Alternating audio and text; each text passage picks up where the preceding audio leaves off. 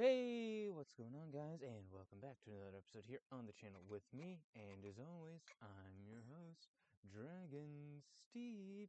And so, anyways, what's going on? And welcome to episode 5 of Adventures in the Skydom, our Granblue inspired D&D campaign. And as always, for it, I'll be joined by the Slayer playing Eleise and Rose playing Yvonne. And last time we left off with technical issues and my computer pretty much crashing on me in the middle of a fight sequence. So we'll be picking up right there from what I can tell. It looks like it's your turn, Yvonne.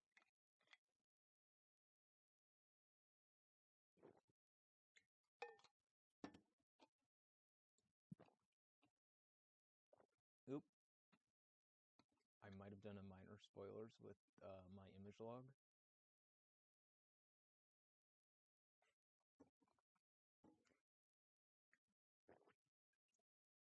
That doesn't really matter. You guys will be able to check the document that I have because I finally finished the document with all the custom stat blocks for this Nice. campaign. So that's gonna be fun. Everybody can go and see what's coming up. Don't worry about that stat block Alright. or that stat block yet, but do worry. I Do worry entirely about this forgot what I was fun planning to do.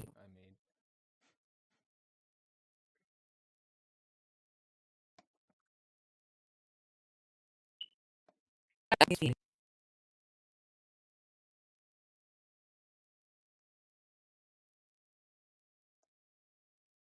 Yeah.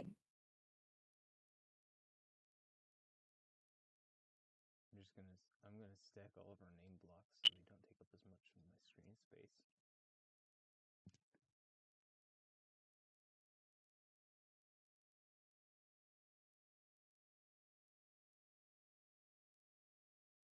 But yes. Alright, but yeah, so I cast a flame blade and went to attack the pirate directly in front of me.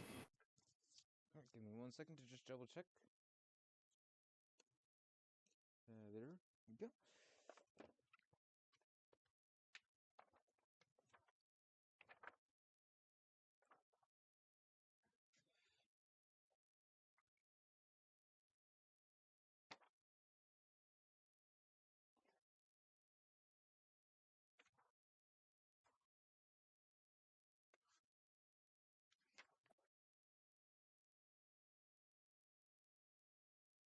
Alright.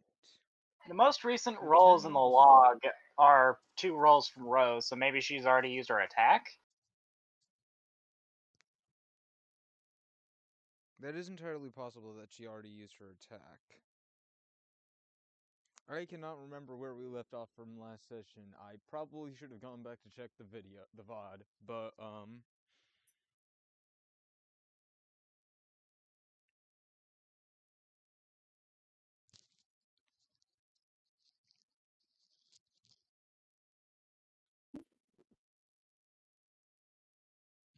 I'm not gonna go do that right now.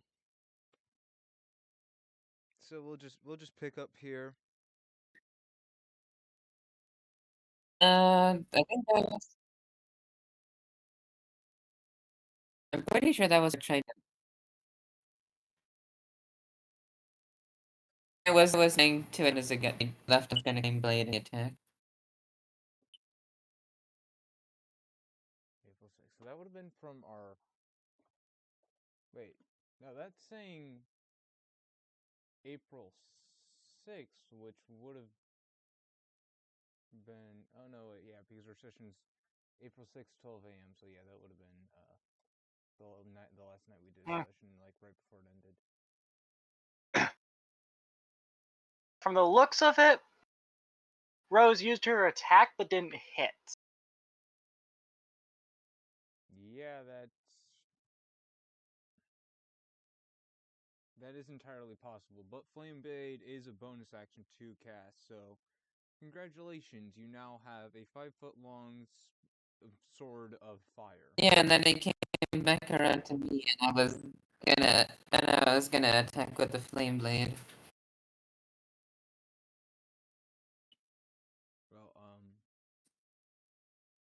to what the chat log is saying, you already used your attack action.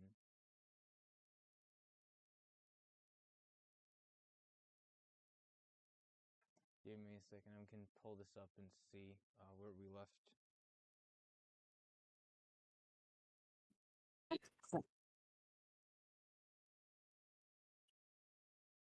That was from when I was a kid.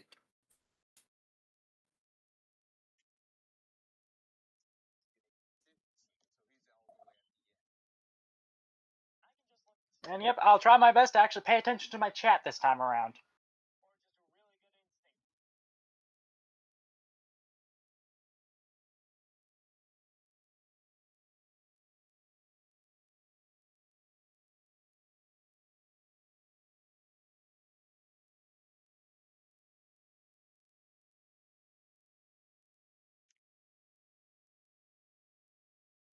Okay, so yeah, it looks like Rosa just attacked when I ended up having my tech issues.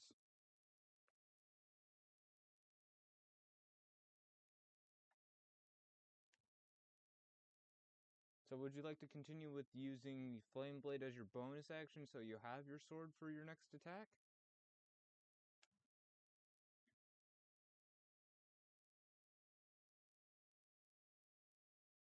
Hell?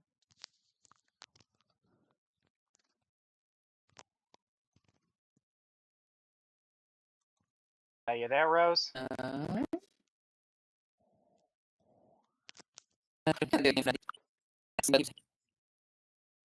What? You're heavily glitching, Rose.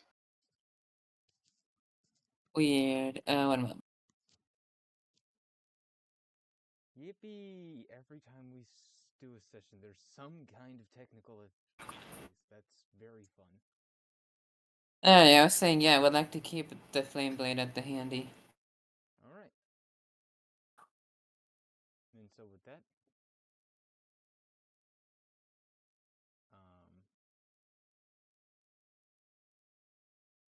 turn will move to the first of our pirates.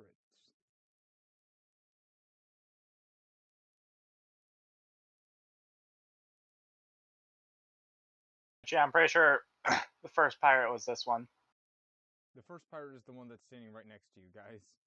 I can see because I have them. I have the turn count next to all of the pirates, so I can just hover over the turn count to see which token that turn belongs to. We can do that too.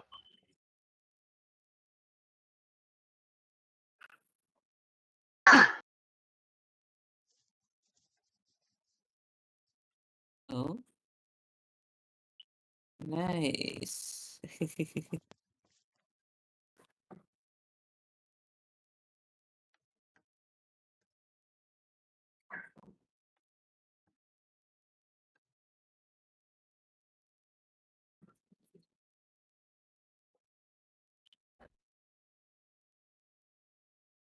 That's it. Just waiting to see what this thing do.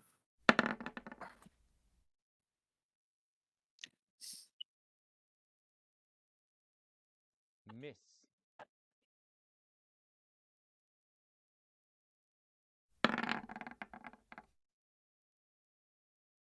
Oop, that, Rose, I have bad news for you.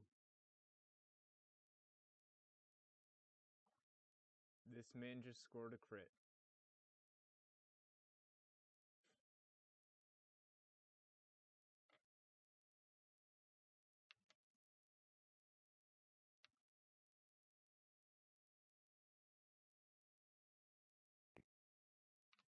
I know, I'm getting smacked. Yeah, you're getting smacked for 10 piercing damage. No.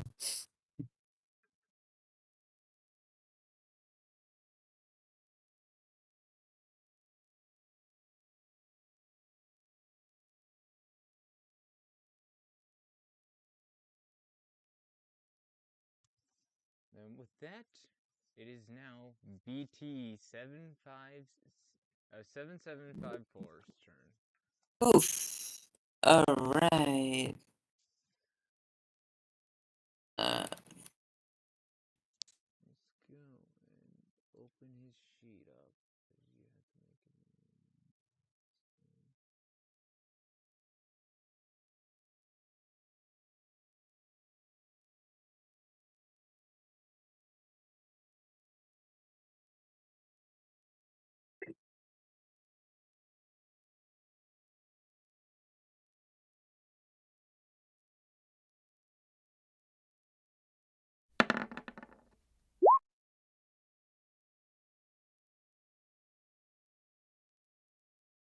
16, that is going to hit the pirate, and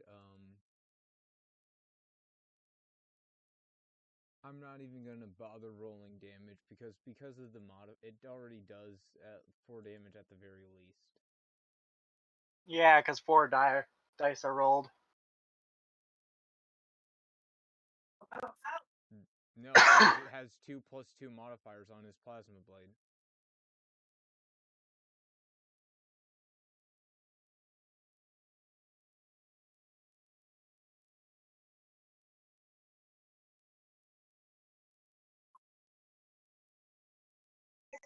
For 52 times.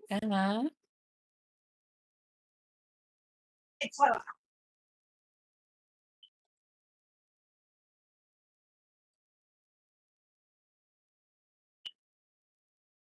But yeah, I put that on there.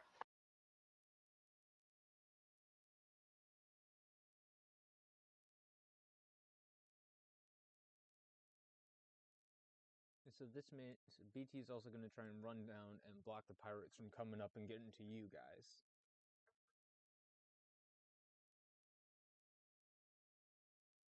And he will end his turn there.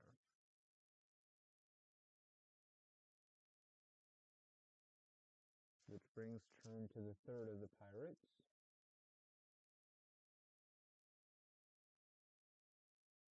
He's going to come up and try to stab BT.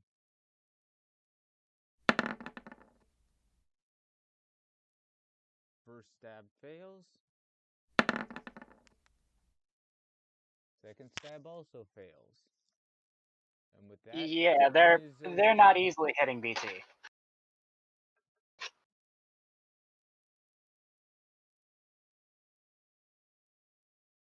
Also, Yvonne, I do remember this. Yvonne cannot willingly attack this pirate because they are under charmed right now.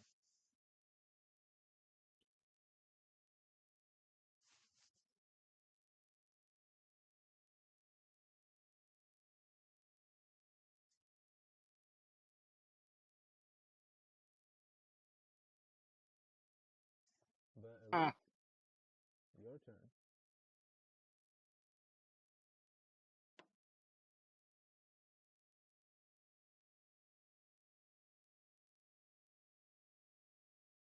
Use my bonus action in order to turn my whip into a bow.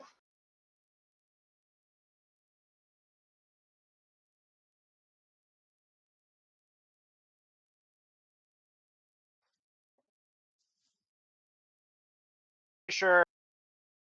Yeah, both the pirates would be in typical bow range. Actually, That's they are balls. 5 feet too close.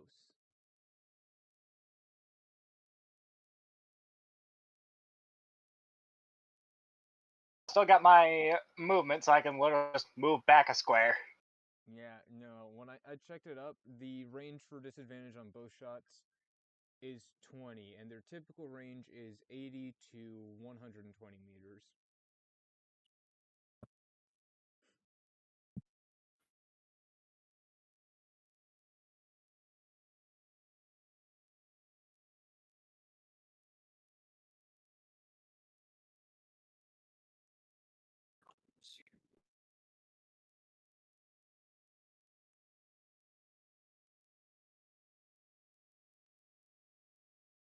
So, which one are you targeting?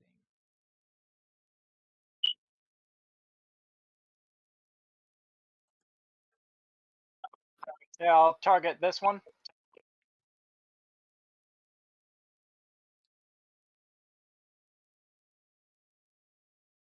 And what modifier do bows Bit too add close? to their to hit?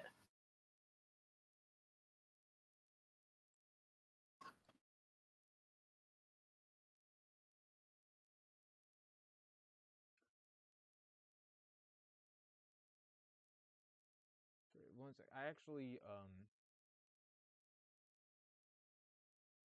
don't know that one. Give me a second. I will look it up.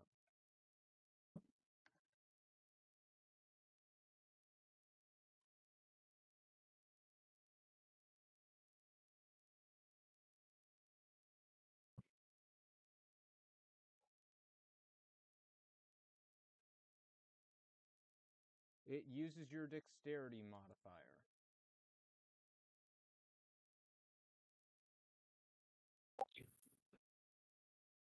And my dexterity modifier is the same as my strength.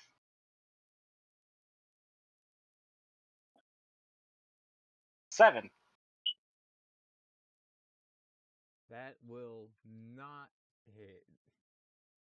So yeah, about where would you say the arrow actually lands?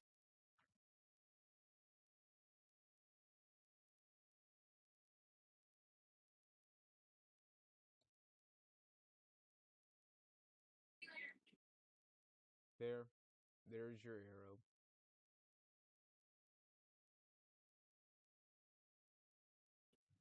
Which I'm assuming the arrow is made out of more slime.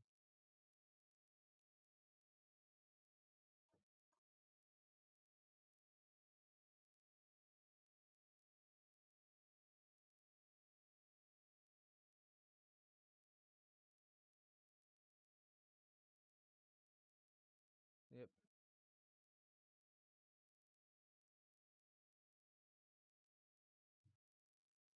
Right. Anything else you'd like to do? You still have another 10 feet of movement. Thing would spawn in this little creature. I need to actually put the things on the stat block. Yeah. This guy is a little blob. All of his stats are neutral. And he has, if I remember right, it's like yeah, he has 15 feet of movement. And he only has 2 actions. Corrosive Latch, where he will latch onto an enemy, and that enemy gets its armor class reduced by 2, and it takes 1 acid damage at the start of each of its turns. And it can attack an enemy for 1d10 acid damage.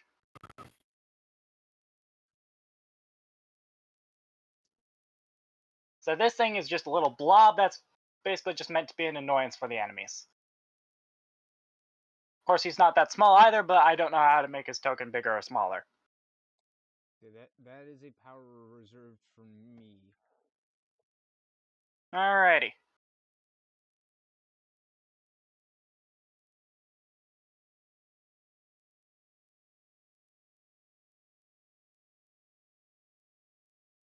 But yeah, he's just meant to be tiny. Tiny little nuisance that just goes around.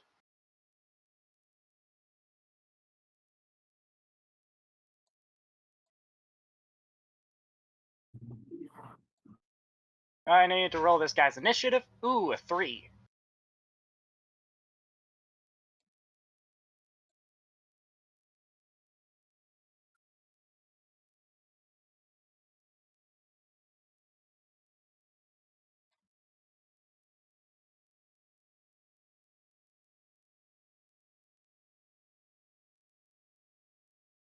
Still got 20 feet of movement, and my actually no, I've already used up my bonus action, so I still got 20 feet of movement. Yeah, I'm just gonna pass turn there, and now I believe it'd be the blob's turn.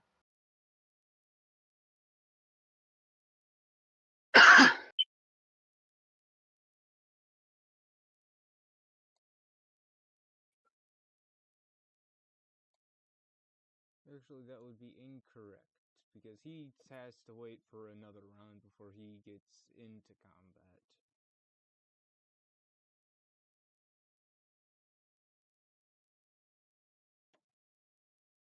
same way I've been treating all other characters, is they wait, is if they end up joining combat at a spot where it would have been their turn immediately, they wait. They wait around before they get their first turn. Then. Meaning it is Pirate 2's turn, which, Yvonne, your charm state wears off. Congratulations, you can now punch that woman.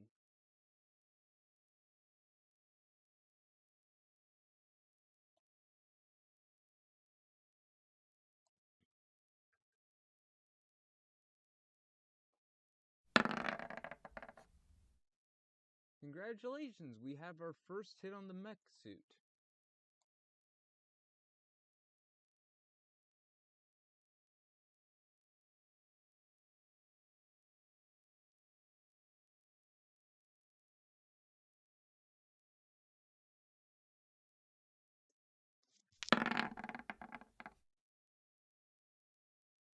But she fails to do it a second time. Your turn, Yvonne.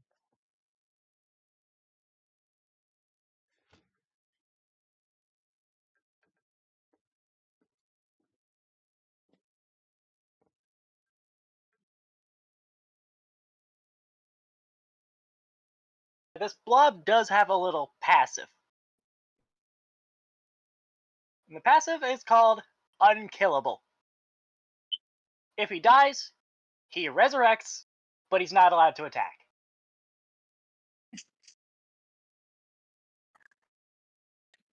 Yeah, no, I am vetoing that. That is a thing that is normally reserved for... That is an ability that is reserved for high CR boss monsters.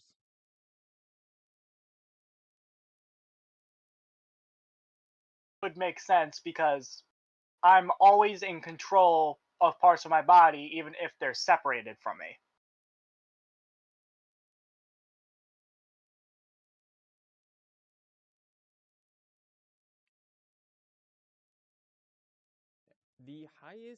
The lowest CR monster that I have seen have that ability was a 15.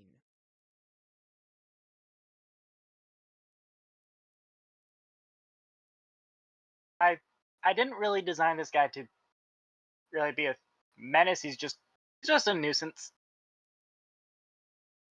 Yeah, I know that.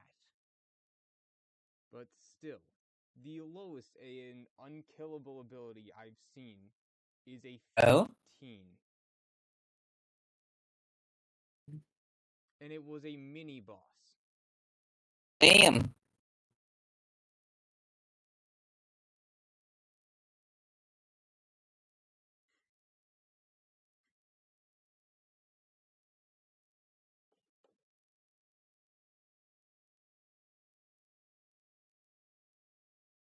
Just change it to all attack rolls made on him are made at disadvantage. Because, you know, tiny, that's not going to be easy to hit.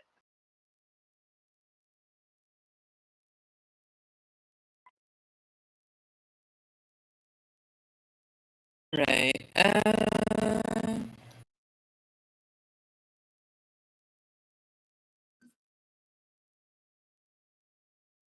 Okay. Oh.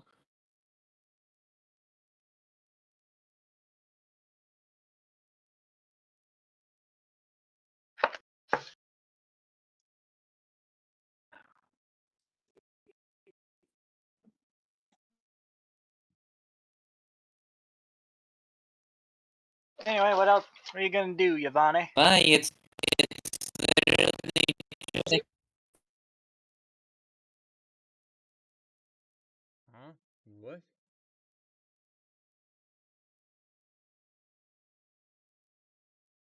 Oh, she's typing. She's something up. But the thing is that this blob can literally only do that. So I think it's Biff. You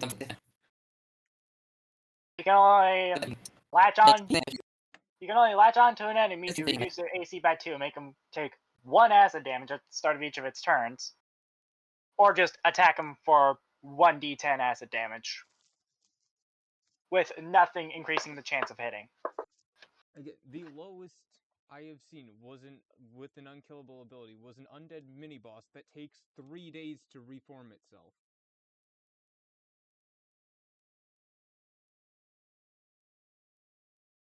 Three days. This thing would be a CR0 creature that just immediately respawns whenever it's killed.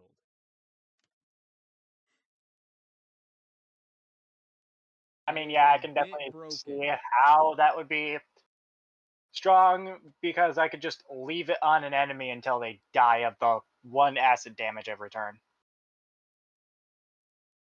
And they'd practically be unable to do anything about it. Let's see if I'll it's say that good the then. slime is left there for you to reclaim, but you cannot. But the creature it does not. Okay, well, yeah, I was just gonna Okay. get into range of that pirate and roll for attack so that we go do the. There is wall here and BT here. I was just saying I was. Are you trying to punch around? Are you trying to punch around BT, like between the wall and BT? Is that what you're doing? Do I have an affinity for swords? As a druid, So you might want to join the call on your phone. You'll probably glitch way less that way. As a druid, you have an affinity for simple weapons, which I'm pretty sure a sword is a simple weapon.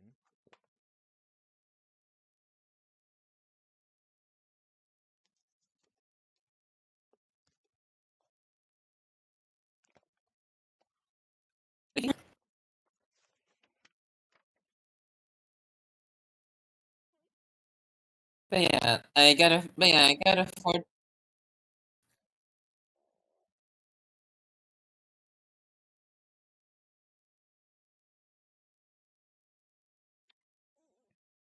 No, you do not have a Yes, I was trying. with swords.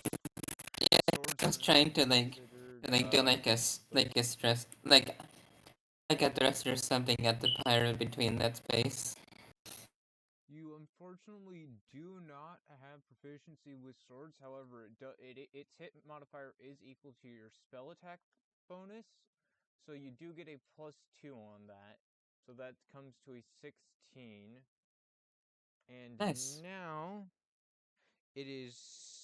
But give So me a that second would to flip be back to the spell that because I had it flipped up and I like had a to +2, change right? pages.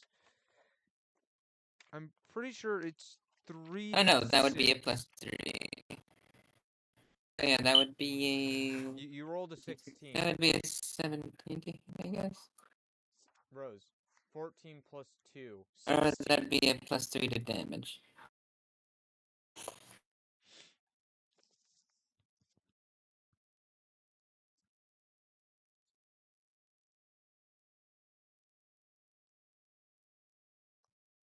Okay.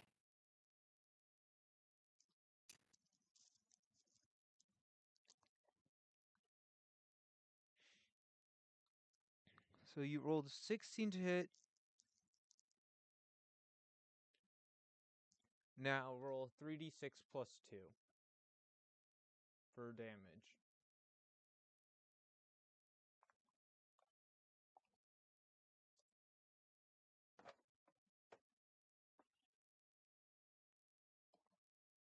$17. Congratulations. You killed the woman pirate. But you want to know what happens when the woman pirate dies?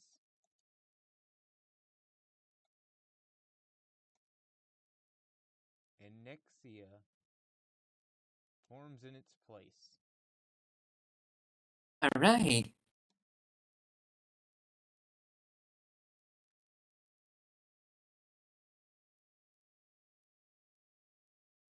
Yeah. You're just immediately gonna run away. You remember last time this thing showed up.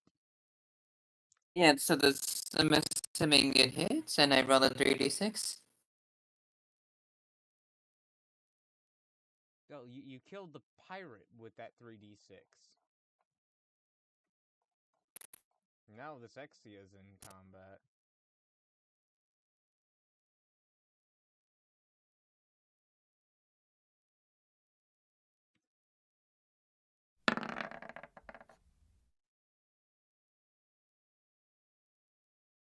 Congratulations, this thing's right there with you. 2. Alright. Nice. 17. You cannot... what are you doing to attack this Exia right now? Did you just went nice 17? The Exia just appeared after you killed the female pirate. What? Alright, so you still have your bonus action, and I think you used What? 5 feet of movement, so you should still have 40.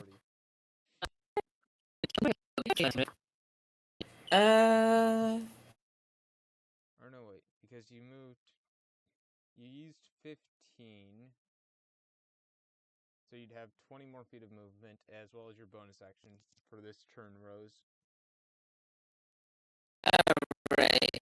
Let's see, could I cast a Summon Beast to deal with the Exia? I'm pretty sure Summon Beast requires an action, but I can double check that.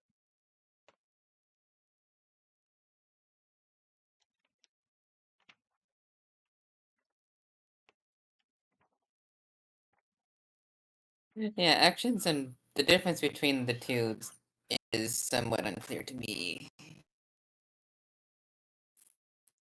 Summon Beast would take an action, so you cannot perform that.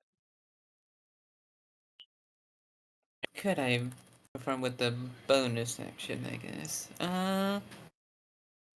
Huh.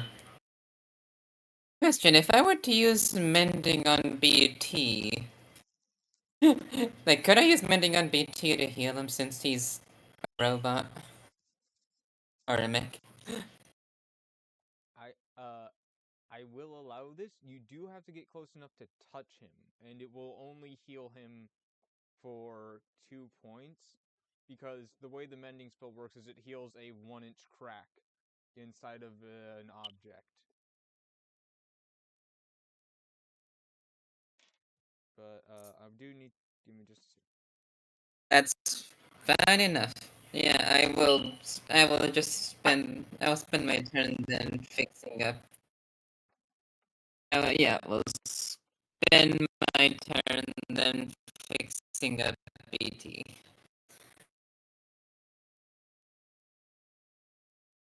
Yeah, I move closer. I'm gonna do it. Yeah,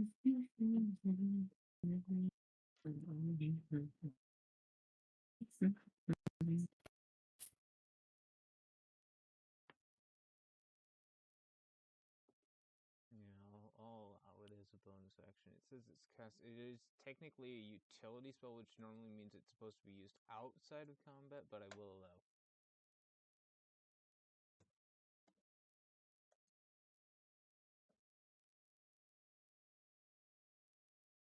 You repair part of his hull.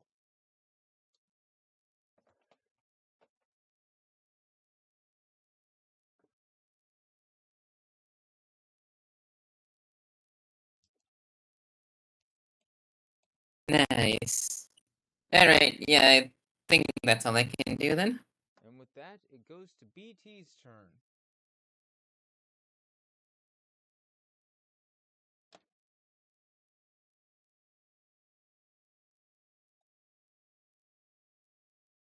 BT is immune to the Exuvia.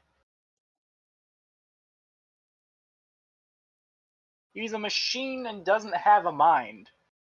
Well, And now you're happy. Well, not in the sense that the Exuvia could control. So unless it can control constructs, he's immune to it. it can control creatures, which is basically anything in this game. All entities that are like active participants in combat are technically considered creature. And the way I worded their mind control ability, it targets a creature, which means he can be possessed by Exia. No, yeah, my blob both is and isn't immune to it. It can't be controlled directly, but if I get controlled, it gets controlled. well, here's the thing. Your blob is also technically another creature, separate from you.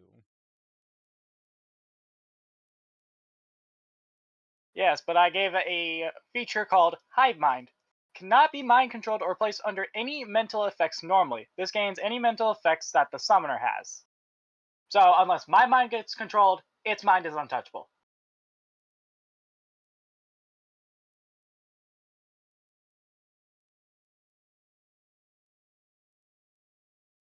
Which, yeah, I do feel that it does make sense because previous descriptions, every single cell of my body is basically just a single-celled organism living in a hive mind to make me who I am.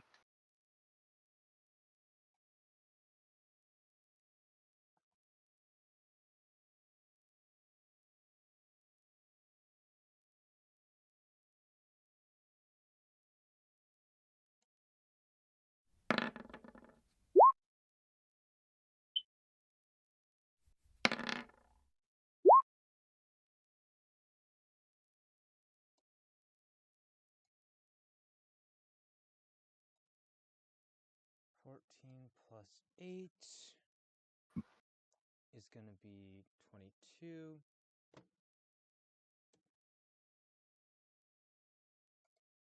So that pirate's down to 11. And with that, it is now the pirate's turn.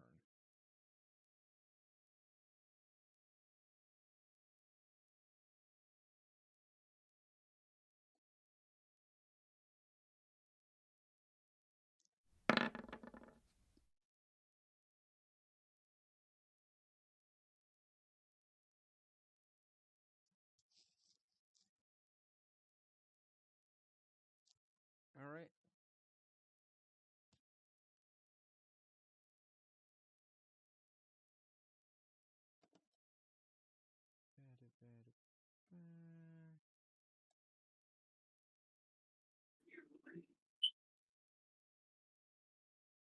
Does the pirate have a ranged attack? Because I am currently flying. It's not an attack.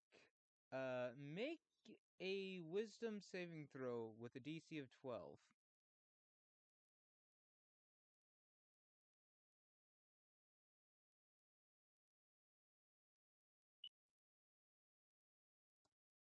And throw 15.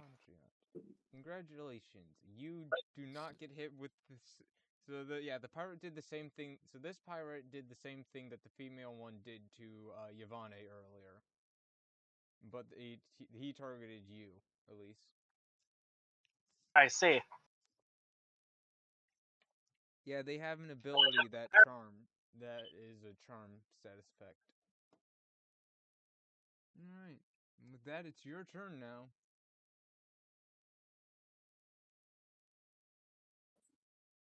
I will attempt to hit the exuvia of my bow.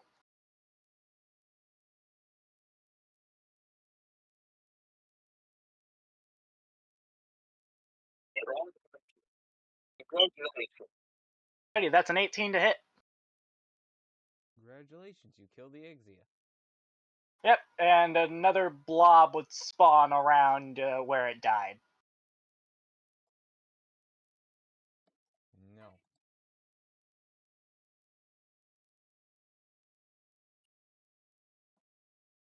Yeah, I can do that. I can just copy paste these things. Alrighty. Now I just need this thing's initiative. Also an 18.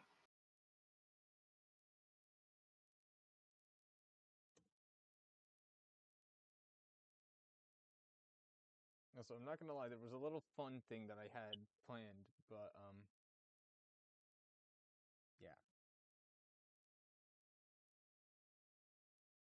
There's BT a wall being... there. Yeah, thanks to BT being there.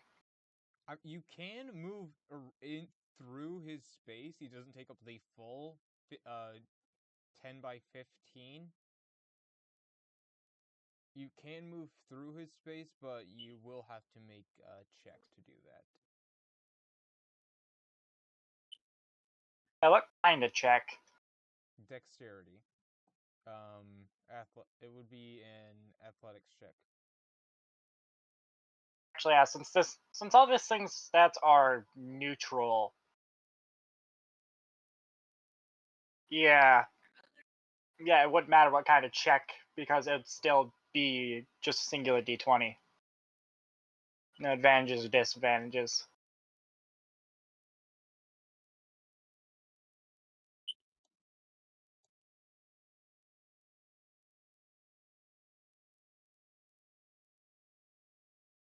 Probably best if I just. Actually, what's the DC on the check? Seeing how small these blobs are, how big BT, because BT isn't actually. I'd say probably a 12. Just give it a random generic number that would be like for all creatures trying to pass through that space.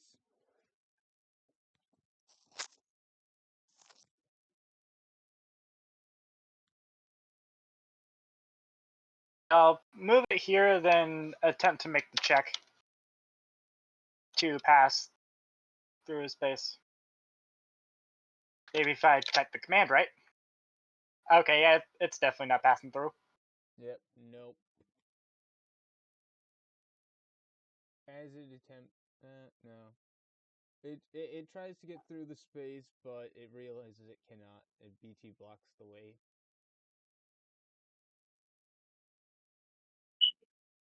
All that this blob will be doing.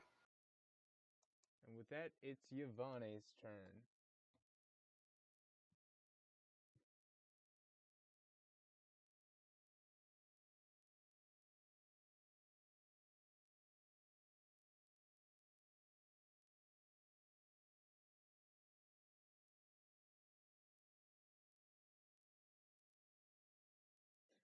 You did realize there was literally a door right here. Mm-hmm. It's a further distance to get it to a spot where it can actually be useful to the fight.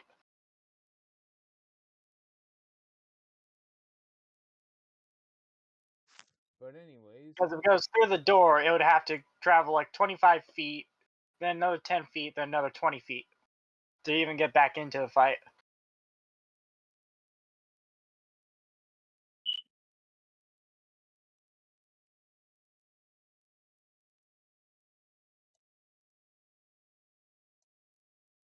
Yeah, it's still a pretty big difference even when these things have movement speed of, if I remember, yeah, I either gave them movement speed of 15 or 30.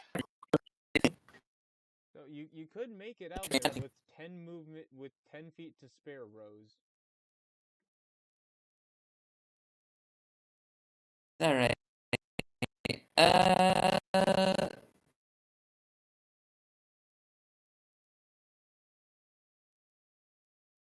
Let me see here.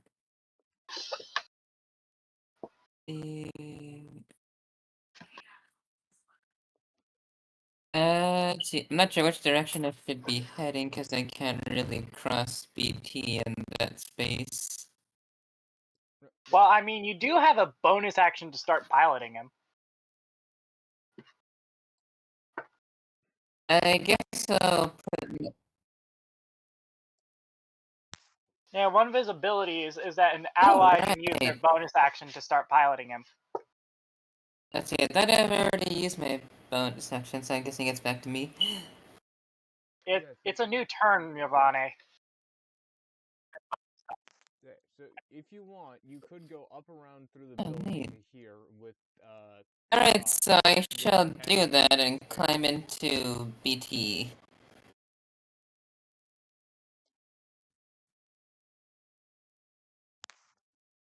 Are you climbing into BT or are you going through the door?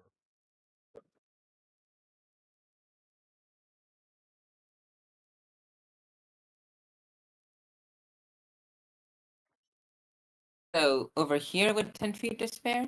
Yep, that spot you still have an additional 10 feet to work with. Said I was gonna climb into BT, I was just putting myself here So make sure this is where you were pointing to. Yeah. So you can get to this spot with 10 feet to spare, or you can go into BT. That while piloting BT, you yourself are practically useless. But yeah, I would But rather you- climb into But BT. you control all of his actions, and all of his rolls are made at advantage. So you make yourself useless Alright, to control the I'm character and assuming make him better. it's gone back to my turn since... I mean, I'm Yeah, actually at I this would've... point, you are but BT, so you basic now instead of it being BT, instead of BT having a turn, you just have his turn.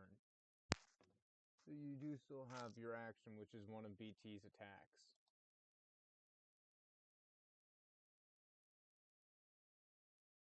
Nice.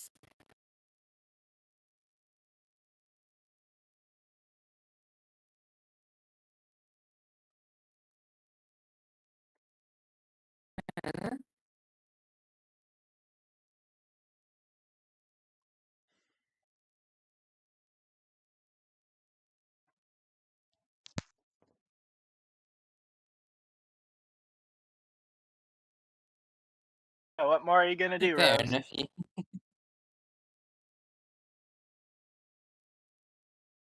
Let's see here.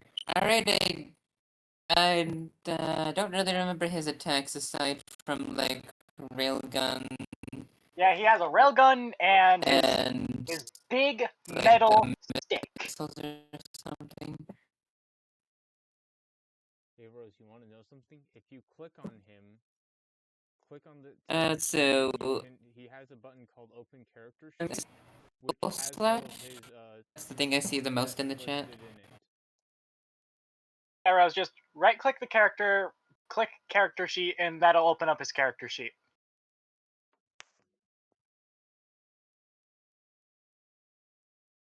Shadows, something else supposed to happen.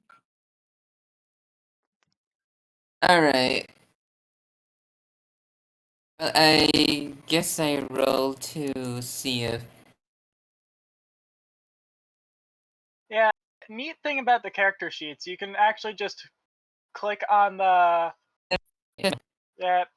on the thing in the character sheet, like you see where it says +8 and X //, you can click that and it will roll it for you, taking every single modifier into account. The only reason why Alright, I I've guess been rolling I will manually is just because go I don't want to put full every slash single 'cause I can't weapon I'm open capable of character for rolling some into reason. my inventory, just for me to take on and off.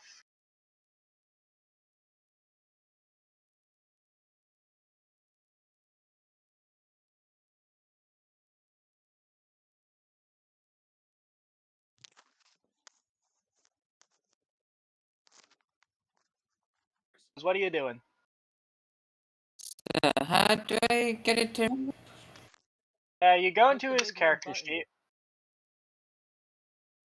Big red... Yeah, okay, here. Give me just a second.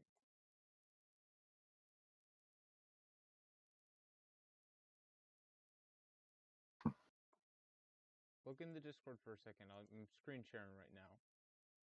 Can you see it?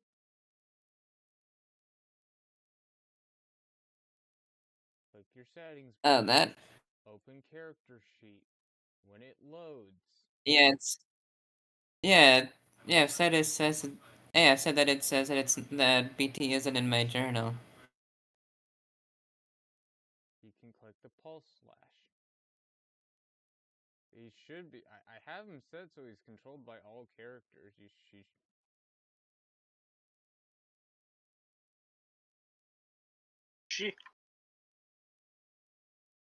Yeah, actually, I think I know why Thanks, she Bob. can't view the character sheet. I'm the one who made the character, so he's tied to my account, so naturally I can view it. And you're the DM, so you can view it. But yeah, Rose is neither the creator or the person or the DM, so she probably wouldn't have those permissions. and I don't know how to give those to her.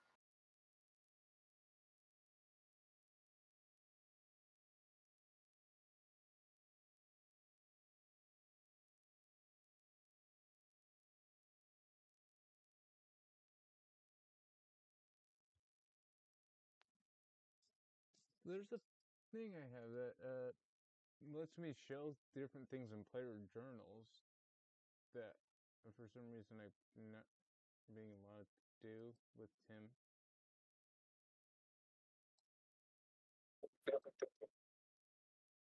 Hey, Rose, can you view his character sheet now?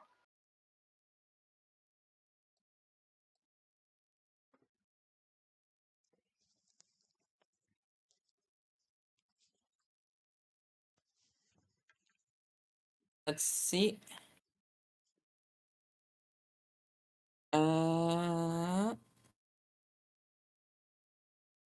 Nope, it's not. It says it's not in my journal.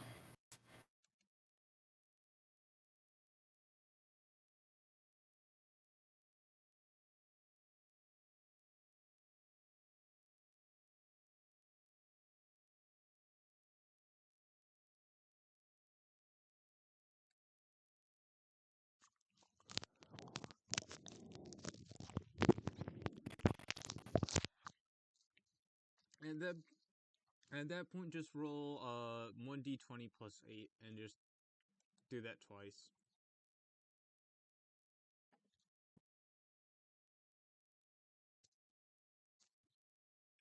Because he has advantage while he's being piloted.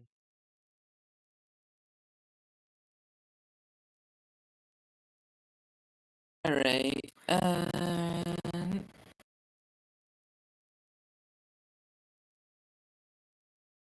And then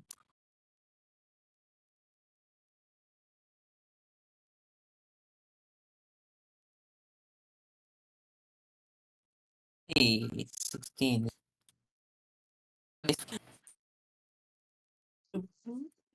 Now roll 2d10 plus 2 and 2d4 plus 2.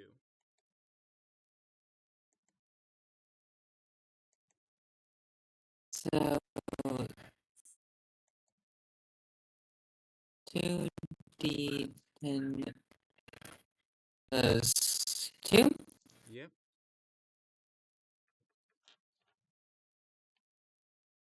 And on top of that, 2d4 plus 2.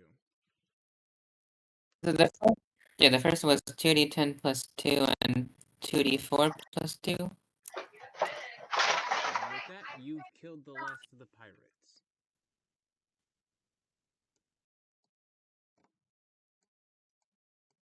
Two d4 plus 2, alright.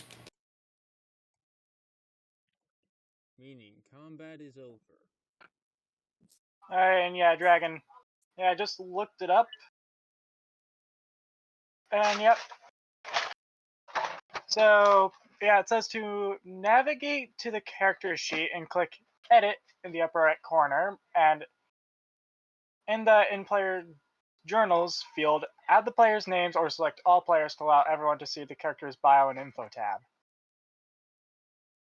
Oh, that's just the bio and info tab. Not what they can actually do.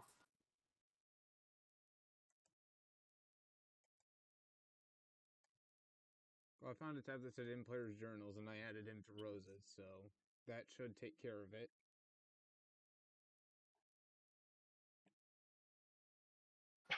Can you see him now, Rose?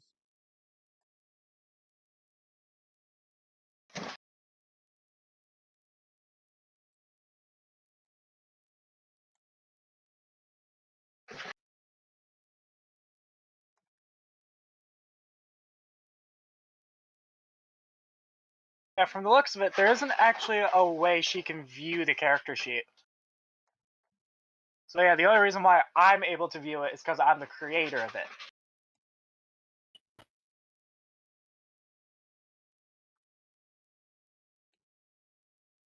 I just added BT to her journal, so that should do something, think?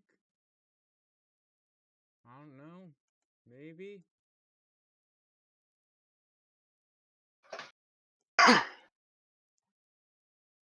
And we can always troubleshoot this issue another time.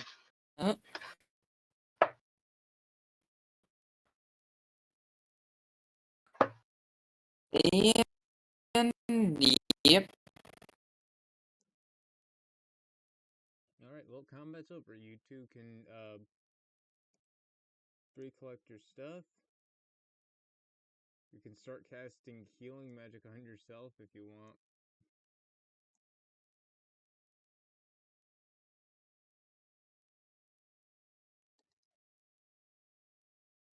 Recollect my slime from the little slime things. Oh yeah. Let's see here.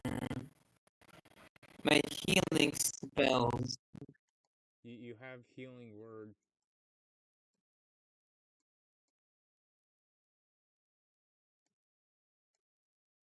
So yeah, I can head out of BT and that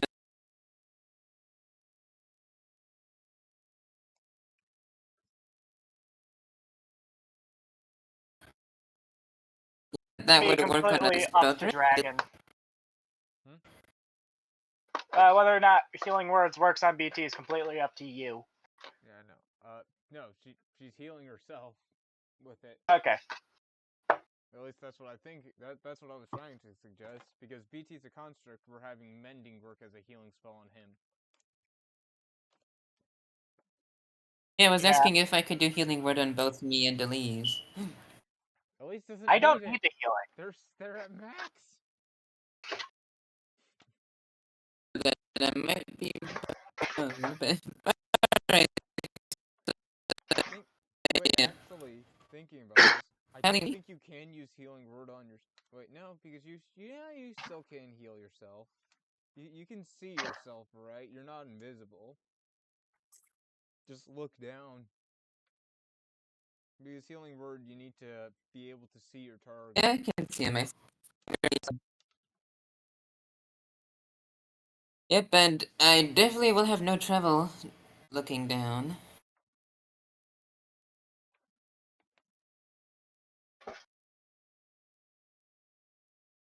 So, how much do I heal on myself? 2d4 plus 2. Unless you would like to upcast that as a level 2 spell, where you'd gain 3d4 plus 2.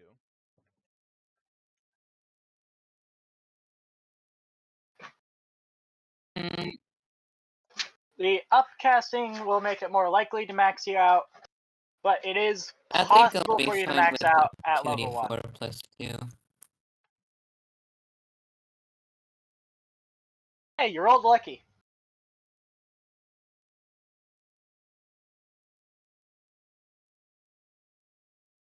Congratulations! You're back up to max HP. Hey. Yeah, I'm going to be cautious and leave the slime armor on us, but I'm going to There is reclaim no the default rest of on my this slime. panel.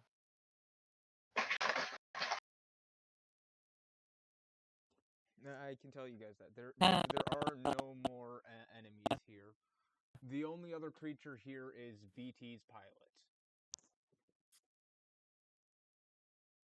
Alrighty, would I I'll be able reclaim to my use slime for mending? slime armor then. Alright. Also, would I be able to use mending on BT again? Yeah.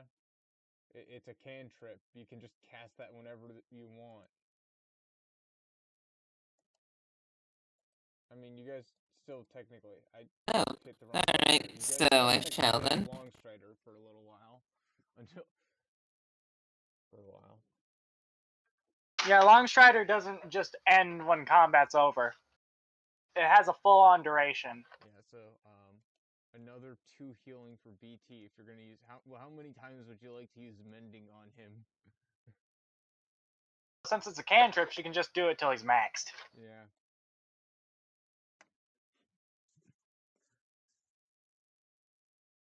Alright. With that,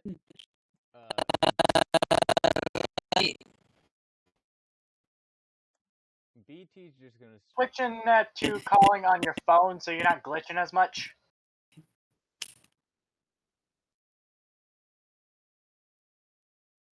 the last of the pirates dead, BT immediately sprints down the alleyway.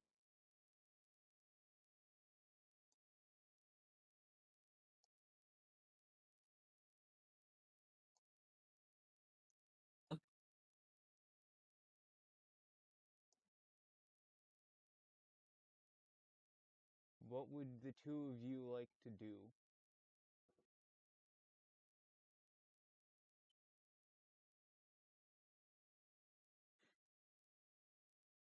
Definitely follow him. We can make that distance, right? Yeah, I mean, it's not combat, so... And congratulations, you guys are both stuck behind BT. Yes, and we can. Oh, I'm not stuck behind him because I can fly. Yeah. Well, you turned off your wings, I'm pretty sure. You're back to full slime, and your wings take 10. Wings don't take any. That's right. This marks as your wings took 10. My slime armor takes 10, but my wings never leave my body, so it doesn't take any slime to use them. That's odd.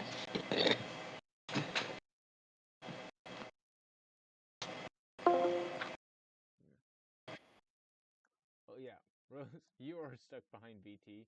Actually, no, wait. That is a big enough opening to get to here, but you can make that gap still. Right, I guess? So yeah. I'll just wait over here on the other side for Eleise. BT says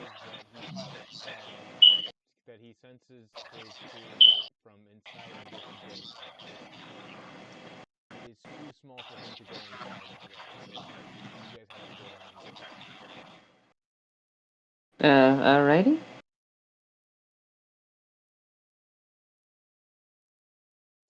I'll go in. The door is Uh, locked.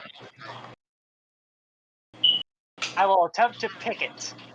Alright, 1 second. I have to look up, because this isn't the same rusty locks from the, dungeon. These ones are actually key locks. Oh, can we just say I picked it? Because one, I can just brute force it, so we can just sit here until I successfully pick it. Or two, we could also just have one of us smash the door in. I'm pretty sure I could do the water trick to slip through the door as an octopus or just slash the lock as a pangolin. Yeah, plus we also have a giant mech whose unarmed strike does 7 damage. I'm pretty sure he'd be capable of just punching the door open. Like, there's a ton of options we have for just creating an opening.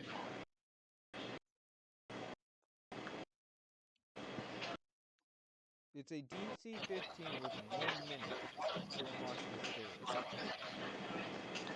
What's 1 minute mean? It takes him 1 minute to unlock the door. No, it takes me 1 minute, got it.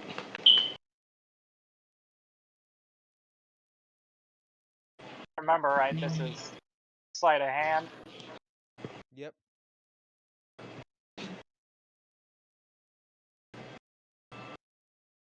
Which I have a +2 to. Huh. 17. Congratulations, you unlock the door. You may now proceed inside the building. Alright. Head in.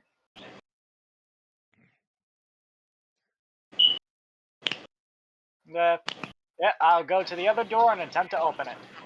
It is also locked. They did I will not attempt want to this pick it. woman getting out. Make the exact same check as before.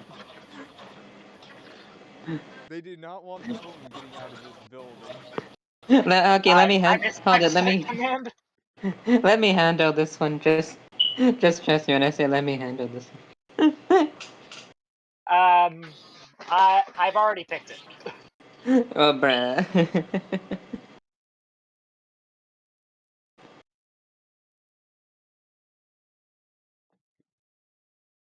I see that one.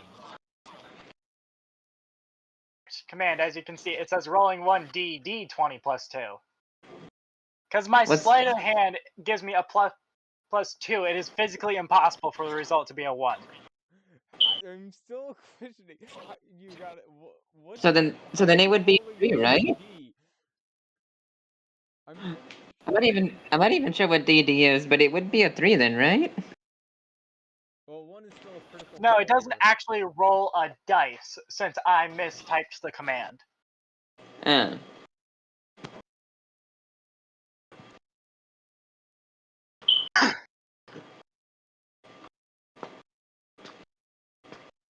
It looks like it did try a number generation from 1 to 20, but got confused because of the double D's. I knew they This thing would be a probably friend has some sometime. sort of automatic math or whatever. Yeah. So I probably just typed some sort of equation that we don't know about, and it just gave the answer, which was a 1. Yeah. Well, congratulations, you have now jammed the lock, and it is unpickable. Well, fuck. Actual Okay, roll to hold on, pick let it, me... that was a 17, which succeeded.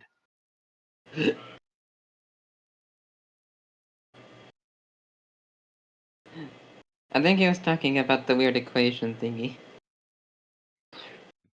Megan, you're seriously not going to count a mistyped command, are you? I mean, it rolled the dice as it was told to do. I mean, I'm not sure it rolled the dice. It Did did not something and apply came my out of... modifier, so it did not roll the dice. Plus, It as you came... can see, anytime it rolls a dice, there's a little dice symbol. There's not one there. Alright. Yeah, congratulations, you tripped the lock. Yep, you successfully managed to retract all your funds to the command. I was moving him off to the side so I could remove the lock.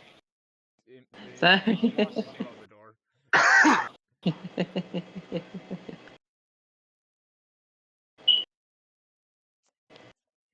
Alrighty, I will head into the room.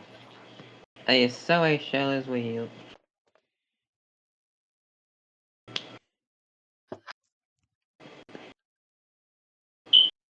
You two are greeted by a person holding out a giant wrench the size of your body, pointed straight at you, threatening you two to not come any closer.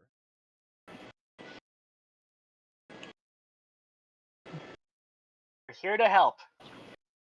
And maybe you should wear some more clothing. I have not described the outfit she's wearing. That's We can the see it. token I'm using. Technically, Then- it's a metal chest plate if you look at her stats. Well, could you not, like, put gray paint over her or something?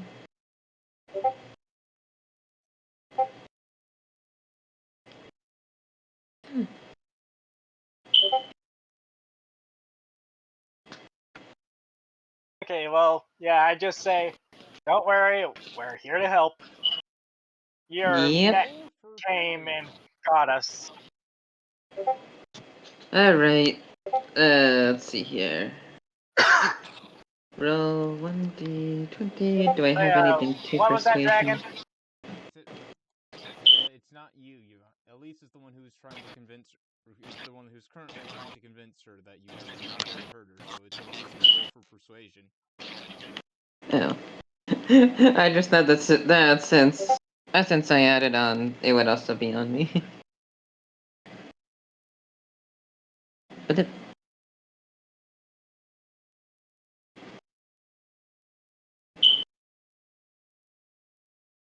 14.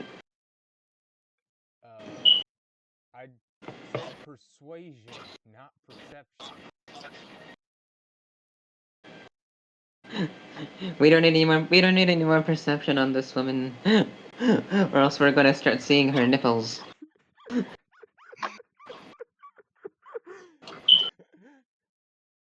Congratulations, Is you it failed. persuasion? She is now aggressive towards you two.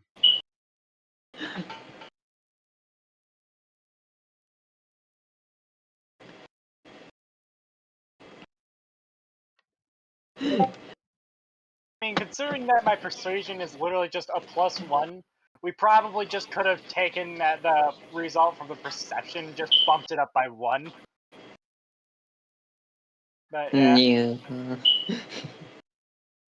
Alright, let's see. You guys can hear BT shouting in through the walls for Aura to stop, and that the two people who just came inside the building are friends.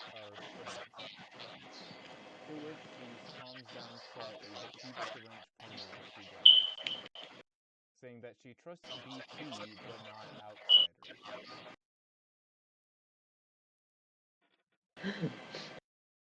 Alright, can I try my own persuasion to tell her that she never has to worry about me? Go for it. Alright, so let me see, I'm pretty sure my persuasion was a +2, let's go.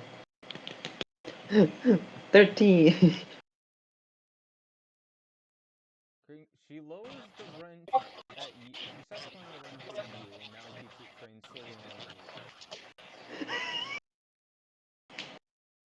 Yeah, you tied with her persuasion roll. So her save, you tied with her save against it. So she trusts you somewhat, but still, Eleise is she's not trusting Eleise right now. That feels right. So basically, she trusts you as far as she can throw you, which is very far considering the fact that this woman has a strength of 17.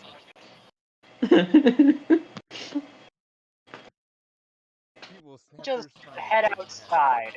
You probably would like to leave this room, I'm assuming. How do I know you're not working for the pirates? I know BT seems to trust you, but how can I be sure? Cause if you were working for the bad guys, would we have left your friend alive? It could be some ploy.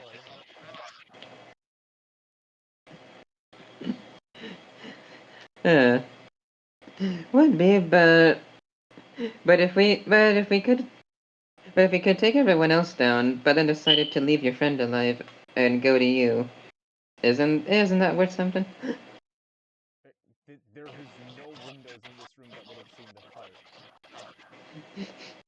And that's what I'm telling her is that. Look, if we were working for the pirates, we probably would have killed you already, or just not even attempted to come to your rescue. Again, she wouldn't know that you guys are here to rescue her. She is sitting in this room where she cannot see anything. The pirates I'm trusted her for her technological prowess. I'm just assuming she Would've can heard either a hear ruckus. something. To get her to make something for the pirates. I'm Dragon. not sure if she can hear the outside, but even if she can't, I'm just explaining to her that we killed everyone else outside, left her friend, and came for her. And yeah, I'm pretty sure she would have heard a ruckus outside. That's what I was saying, and like I said, even if she somehow didn't, it's it's gotta be at least worth some credit, like worth some points on persuasion there that we literally specifically left her and her friend alive.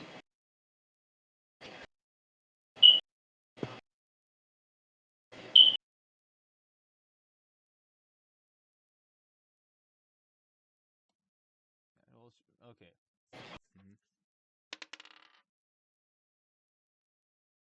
Alright, she trusts you guys for now.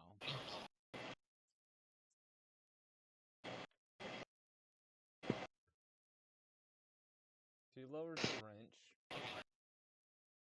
I trust you for now. If you try anything, You're getting smacked.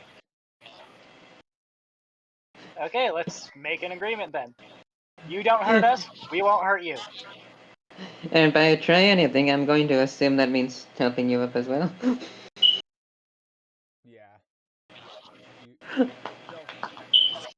not typing try anything until the optional thing, so she has a means to just walk around and make things for the pirates. Yeah, no, I was making a joke that when she says try anything, I'm going to assume, alright, so I guess we let you out on your own? Yeah.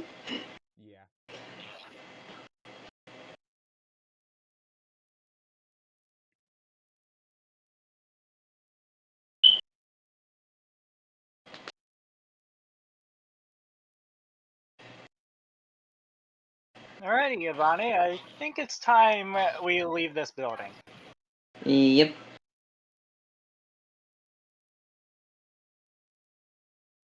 Oh, come on, let me drag this one in.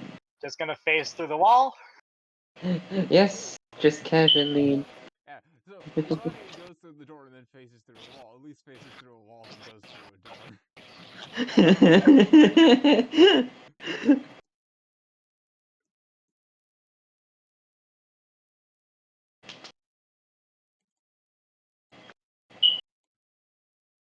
You guys can hear some rummaging around the building, presumably the woman from inside of it gathering material from her materials and equipment.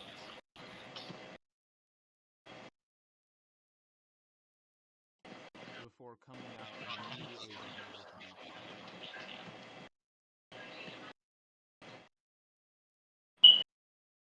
There, BT explains the situation that he had requested your guys' aid after Sierra recommended you to help him get.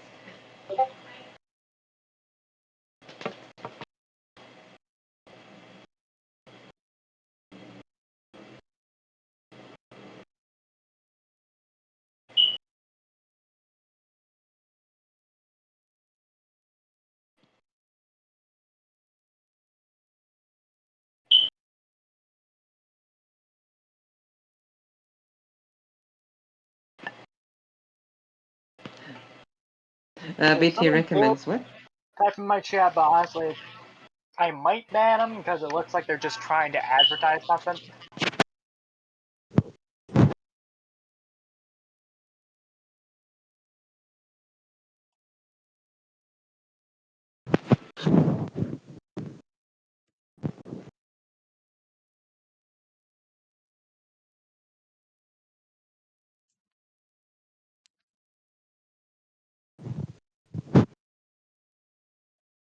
Yeah, I think that person's getting banned. They're advertising something that is just by Twitch followers.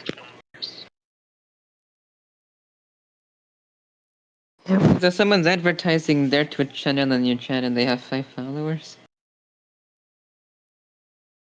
No, it's a website where you can pay to have probably bots watch and follow your channel. So someone's advertising like a bot follower site. Yeah. Huh.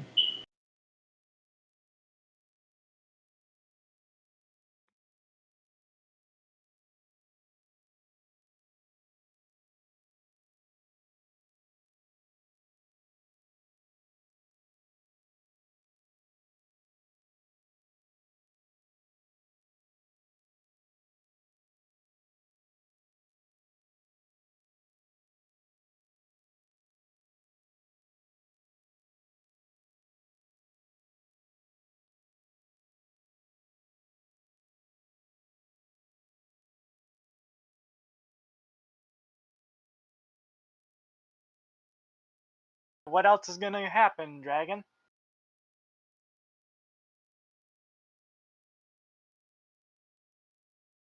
Dragon, you there? Yeah, no. I think he. I just Oh. checked my stream chat and I had this same thing. from what I'm looking at, it looks like that thing is a bot in and of itself. That's doing that recommendation is a bot in and of itself as well. It's about advertising bots. Yeah.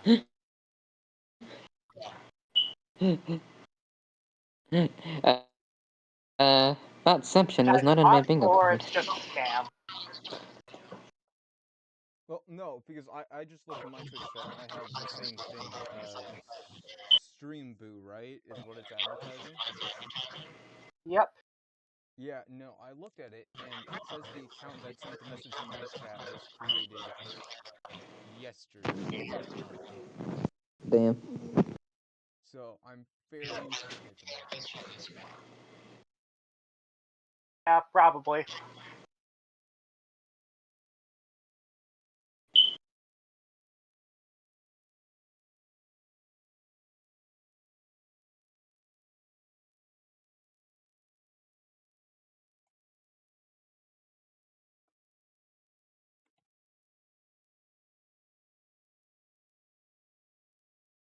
Anyways, so with that continued with YouTube and then to Aurora, that you two are indeed friends. And so she takes the call over to you two on the phone and introduces herself under the name Eleise and claims to be a mere internet handler. Huh. Neat. Nice to meet you, Aurora. And I don't blame you for starting off on bad footing. Same really here. Yeah, I mean, yeah. Well, I probably wouldn't blame myself either. After all, I was caught by pirates and forced to move technology for them.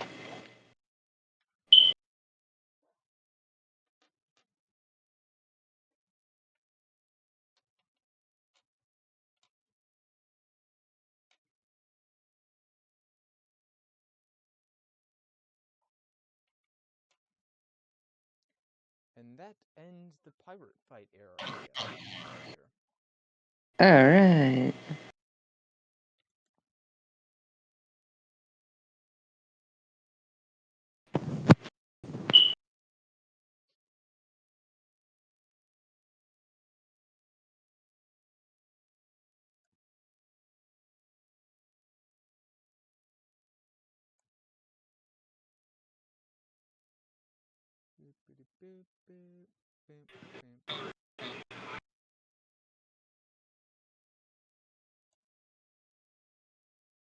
Aurora and you two lead you guys to a small town of Skydom and introduce this island that you guys are currently on as a goose day.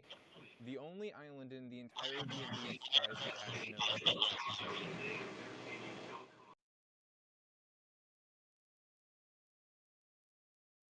And when they get into town, they lead you to the tavern. This tavern has a very familiar sign on the front of it. The sign reads Blue Dragon. They say it is an extended chain of the Blue Dragon from Fantagrande. Uh-huh.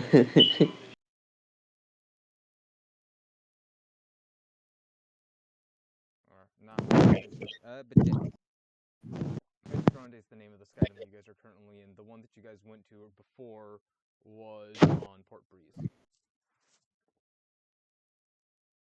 I mean, we can't see the actual numbers.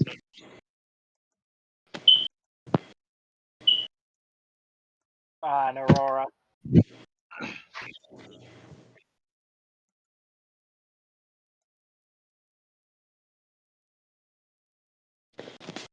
Brilliant. So, does that fix? Yep.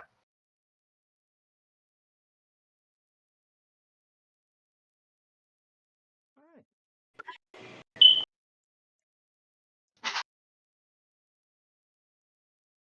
No, Aurora is going to. Oh, I did not mean to increase your token, son.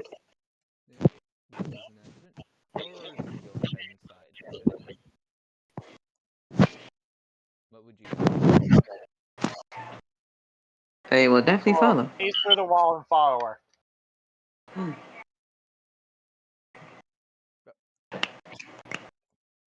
stand on Sierra, Yvonne. Come on. What? I didn't even know Sierra was there. She's right. Do you not see?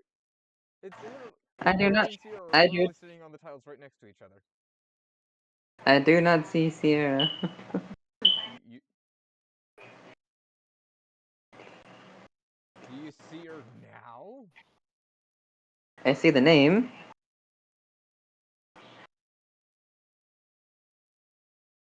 They're literally both in.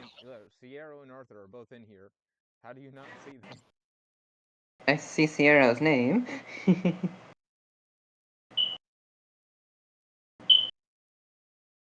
you see Arthur now? Yeah, I see Arthur. How about Sierra? I still only see Sierra's name. You are. Can you see it, Eleise? Yeah, Elise can see them I can both. see it. Huh. I guess it's boys about, but yeah, Sierra's right there next to Aurora. Huh. Either that or it's tech issues on your end. Probably Dick.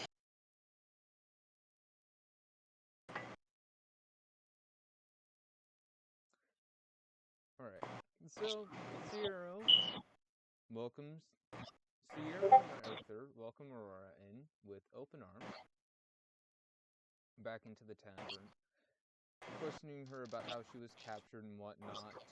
And then they both turned their attention to the two of you, asking what you guys saw when you went to rescue her.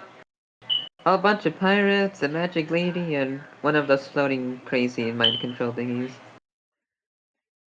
So, the XC are even making their way to Port Freeze now, Arthur says, a look of pure disgust on his face.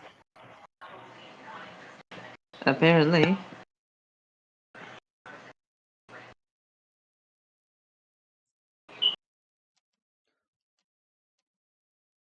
Well, I'm sure you'll be glad to know.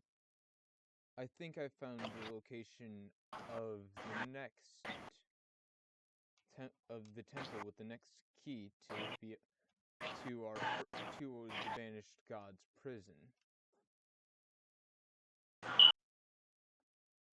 Before passing a map over the table to you guys.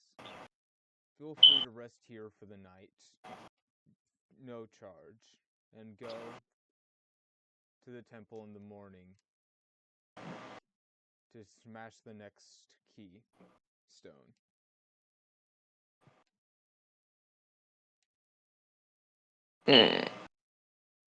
I don't think I got one.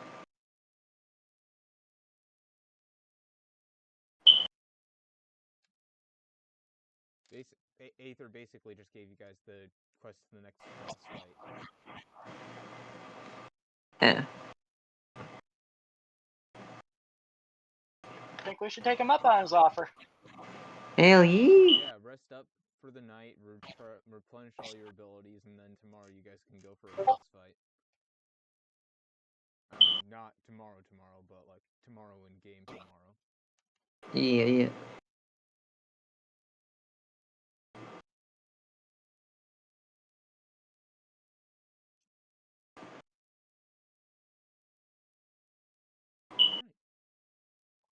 Hey. With that,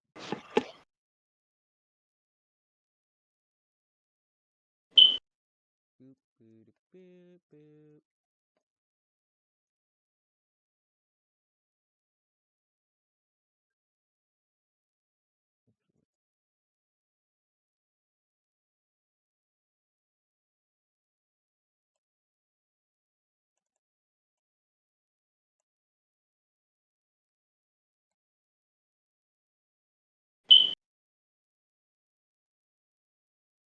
When you guys get to the temple, the entryway is too small for BT to fit inside, so Aura directs them to stay out, to keep guard outside the gates to the temple. of you move in.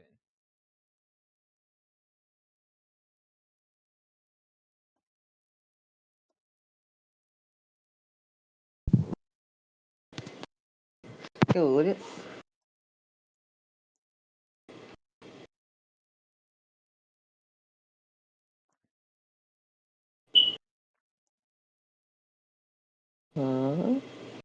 Is there a mirror? No,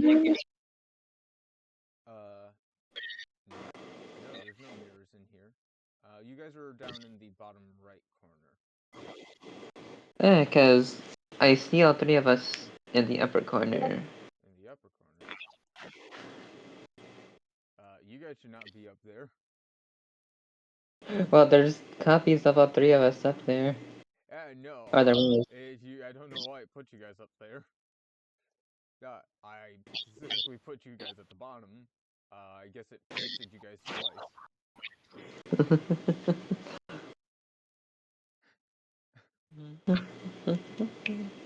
But anyways, how would you guys like to move?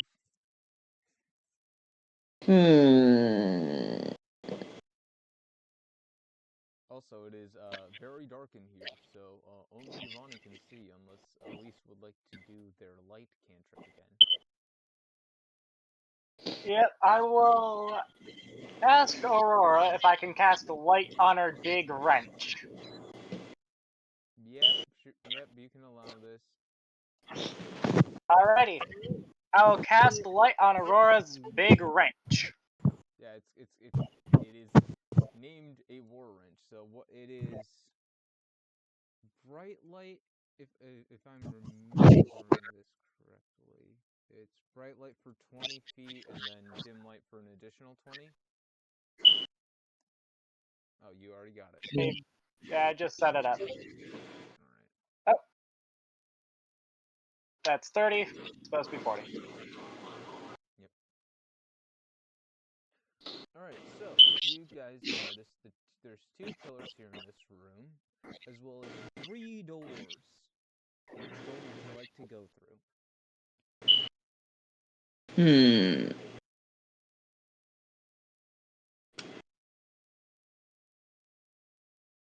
Should I say to the right?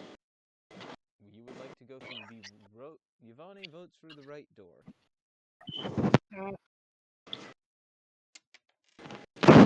Yeah, sure, we can go to the right.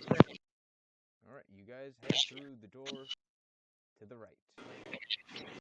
And find yourselves in a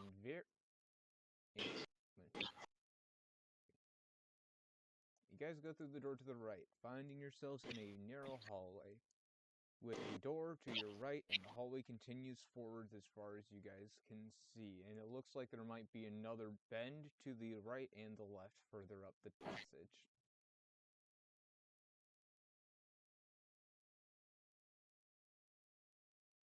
We'll be right back. I need to go do something real quick.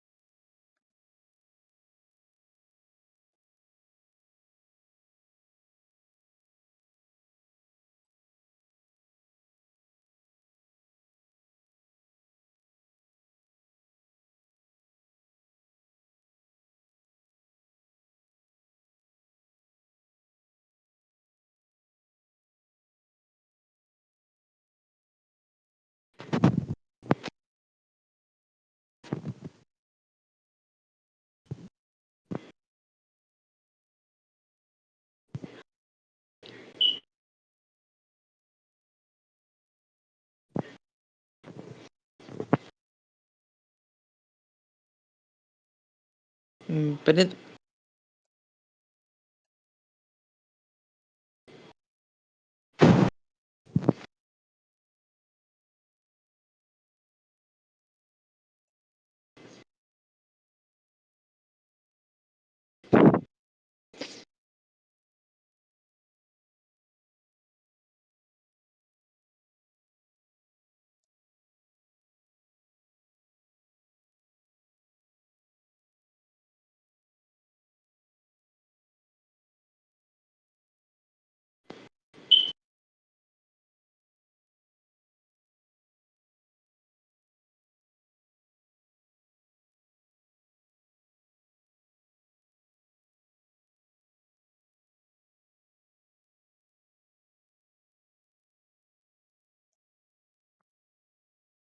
Turned.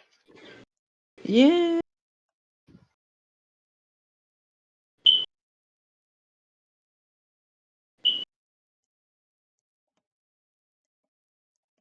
Alrighty. So what do we want to do from here?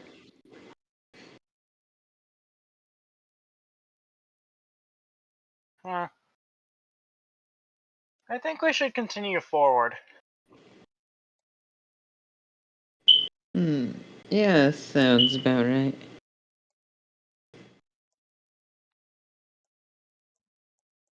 You there, Dragon? Yep, I'm here. Just one second. What do you guys choose to? How far forward would you like to go? I think we've decided on going forward. Yeah, how This takes far? you to the end of the tunnel, where you can either go right to a door or keep going through the tunnel to the left. Or you can go left and up.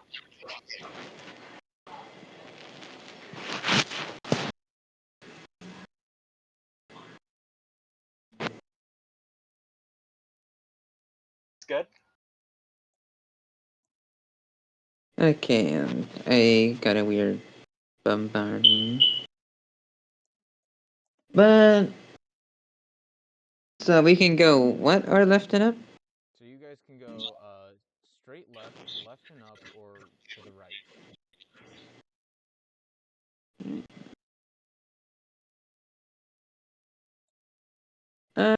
We should go to the left.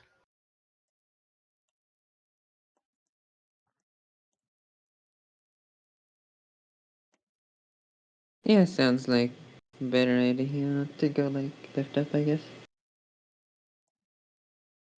So Rose wants to go left up. Eleise wants to go. Do you want to go left up or do you want to go straight left? Eleise.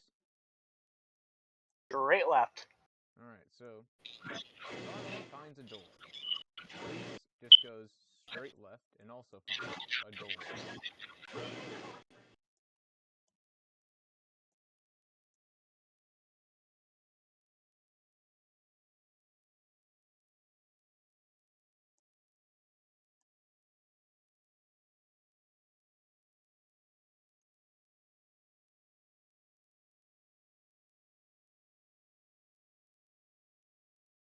Hello?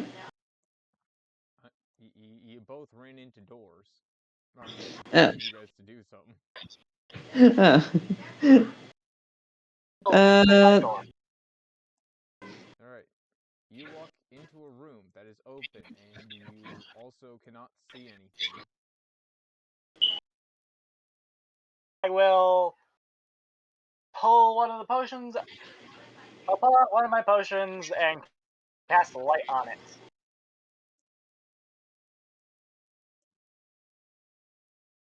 Yvonne, what would you like to do? Would you like to turn back and follow Eleise, or are you going to keep going up this way?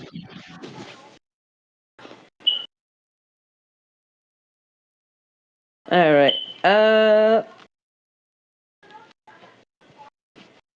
Yeah, I'm gonna keep on heading through this way. As you try to open the door, you realize that it is not locked, but it is jammed, as if it's barricaded from the other side.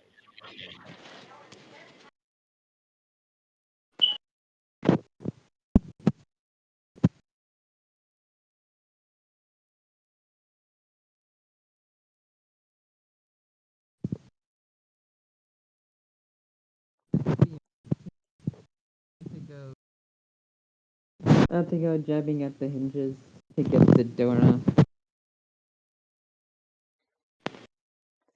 Alright. What weapon are you trying to punch this door down with? The spear. Roll for your spear's damage. Alright, let's see here. Hi, Mama. Hi. Hi, Mama. Alright. So, see, I'm pretty sure I have a proficiency with spears. So yeah, that's plus. Yeah, no, it doesn't budge. Well, that's interesting. Oh, to this, Aura is going to suggest to you that you guys end up just following Eleise. And move to do so. What would you Yep, like to do?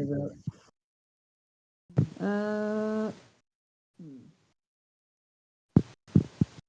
I love how your audio right there sounded like it was in the other room. Did you knock over your device? No.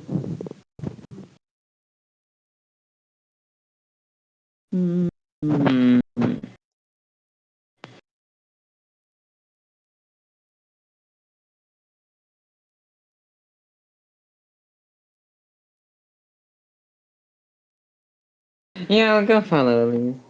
Alright.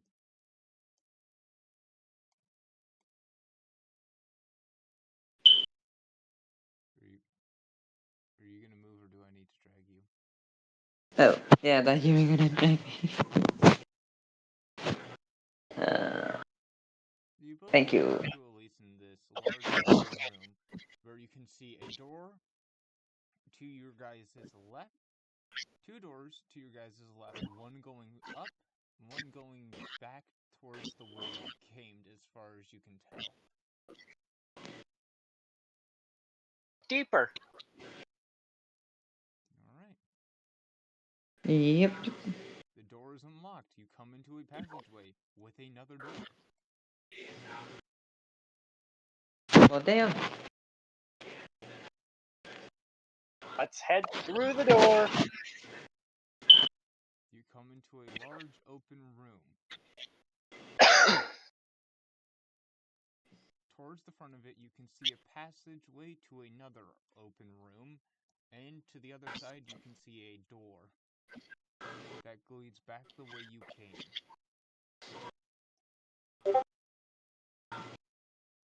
Deeper. Roll initiative.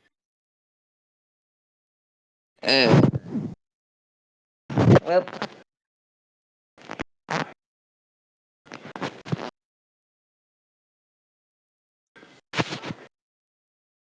Alright.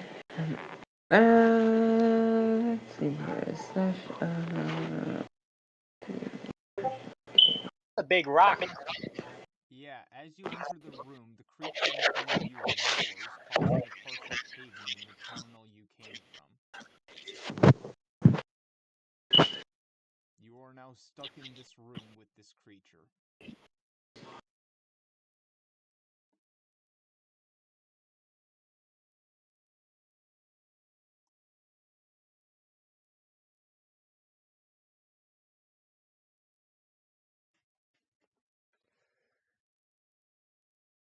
That's a beholder. It is not a beholder. It is a spectator. It is a lesser beholder. Ah. It's basically the baby brother to the beholder.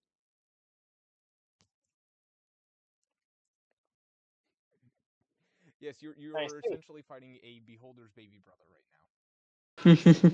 So, Eleise, do the initiative with a 19.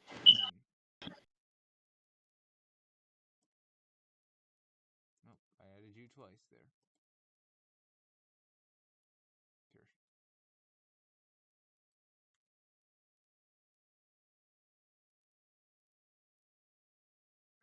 This thing has a +2.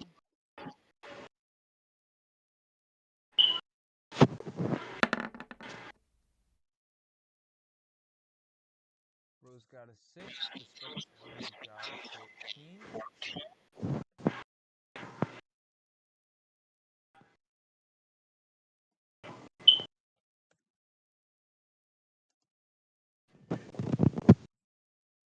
And Aura has +5 to initiative.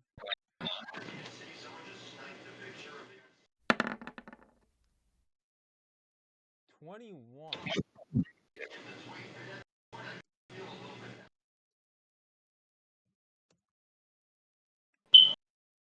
Aura Aurora will be going first, then Eleise, then the spectator, and then Yvonne.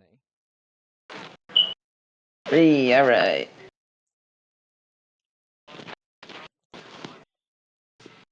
So first things first, Aurora is going to run straight at the spectator, and just a second.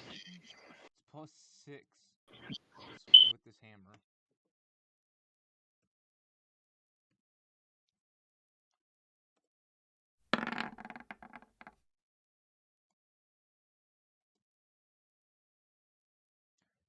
$16, so she will hit. As Aurora swings, alright, so now I need to check how much Aurora's hammer's doing. 10, 1d10 plus 3.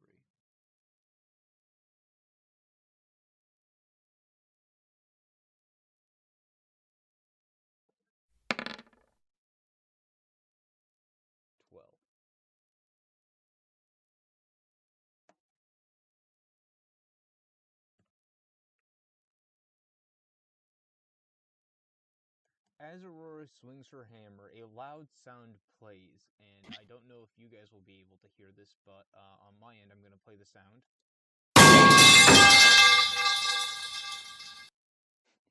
As she hits the beholder with her wrench, it sounds like a metal pipe banging against a concrete stone floor.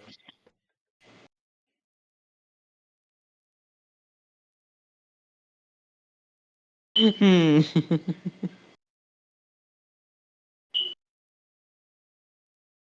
I actually downloaded a metal pipe sound bit that I just have pulled up on the side of my screen, so I can just hit the play button whenever I have Aurora attack. And do you want to know what's really fun? What? As Aurora is a level 4 level 5 fighter, I don't know. I think I forgot to put this on her sheet, but I'm pretty sure that she gets a very fun thing, which, if I'm, yep, she can do that twice. So prepare. We're swinging this pipe. We're swinging this. We're doing this again.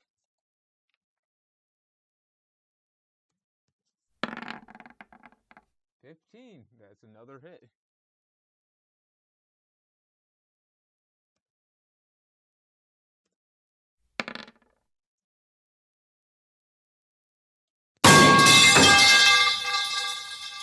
She swings the pipe back around and smacks it a second time.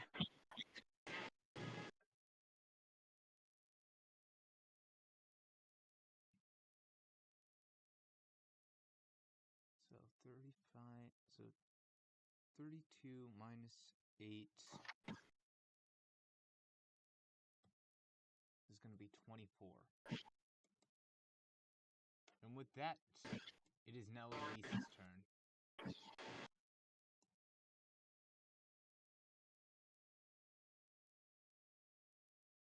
Hmm.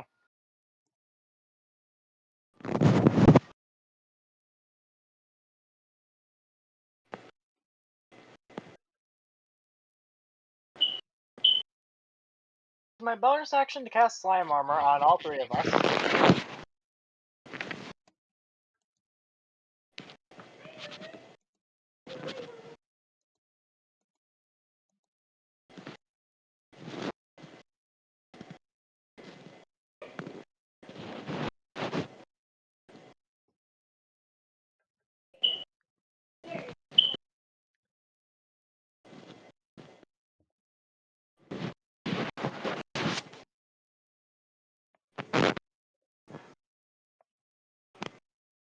Go up to the spectator.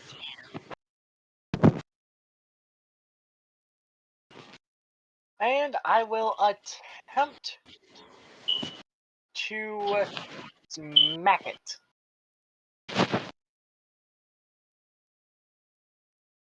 Alright, that does not hit.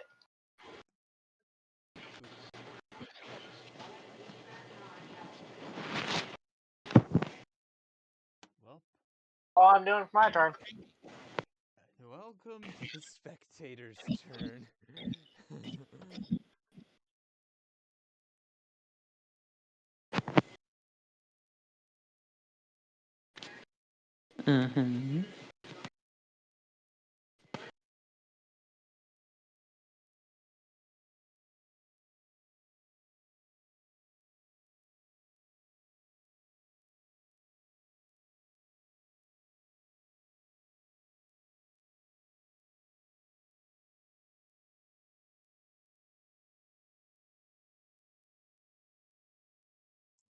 What's the spectator doing?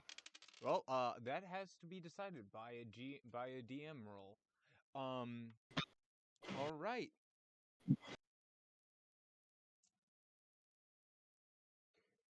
Eleise, make a DC 12 Wisdom saving throw.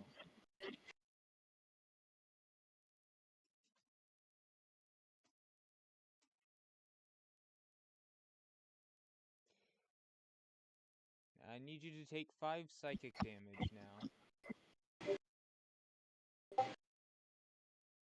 And for the record, this is not an physical attack. This is literally this thing just shoot. This is literally this thing literally just staring at you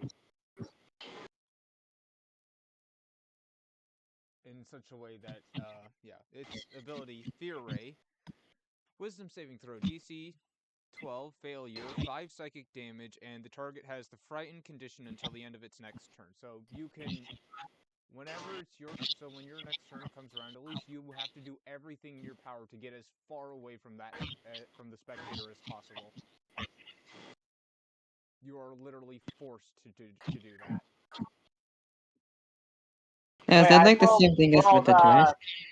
D4 to reduce the damage, because slime armor does not specify that it has to be a physical attack. It's just anytime I would take damage, I roll a D4 and reduce it by that number. So instead of 6 damage, I take 5 damage. Nice. Because I rolled a 1. And now, for its second Eileen. Well, guess what? Aura's doing the same thing. What is Aura's wisdom save? Aura's wisdom is +1. Actually, he can't do that again. He can. I looked up his stat block. He's not allowed to use the same ray twice in one turn. Oh. So yeah, he can do 2 rays, but he's not allowed to do 2 of the same one. All right. So looks like he's doing the wounded ray this time to the reroll. Constitution saving throw, DC 12, failure, 16 necrotic damage. Success half. And Aurora's Constitution is +4 with advantage.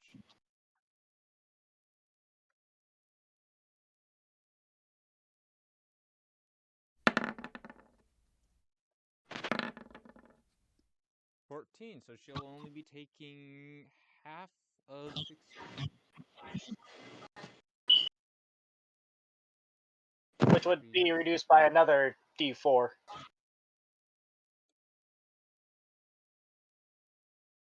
Thanks to the slime armor.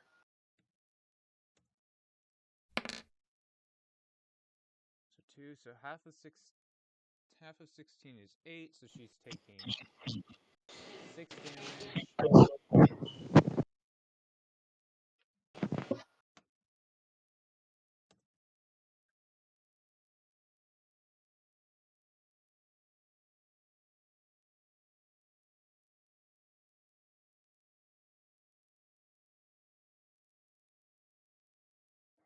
Alright, and with that, it is Yvonne's turn now. Alright.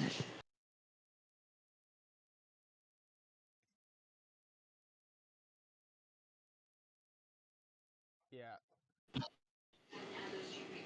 So, Eleise, my understanding of the fairy condition is you have to do everything in your power to get as far away from the creature as possible, meaning I'm pretty sure you have to dash for this corner.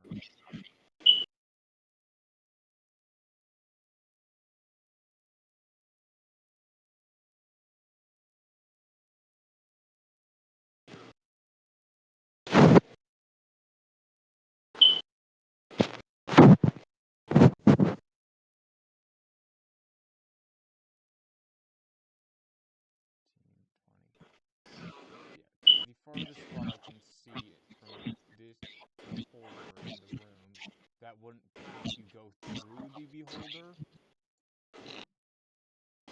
because you have to get as far away from it as possible without getting closer to it, and that would be this corner down here at the Okay, top no. of the room.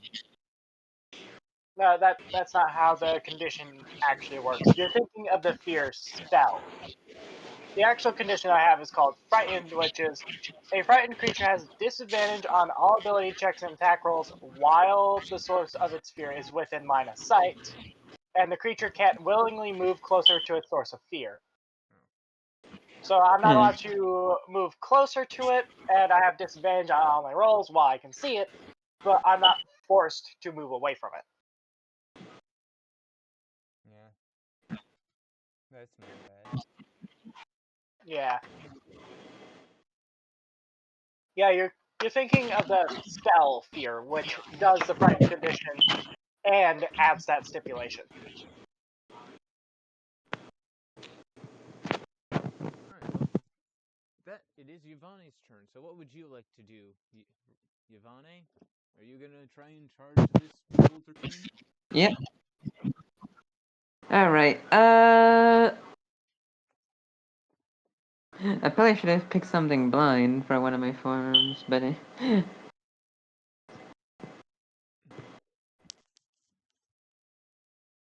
you don't have the fear condition. The only person who does is Eleise. Yeah, alright, for the creature to raise, you just have to be in the ray alright, to so be that, affected by it. You don't actually have to be able to see it. alright, let me see that. The way the eye ray works is that it targets one creature it can see within 90 feet of itself. Yeah, so the creature it's targeting doesn't have to be able to see Ray. The spectator just has to be able to see the creature. Yep.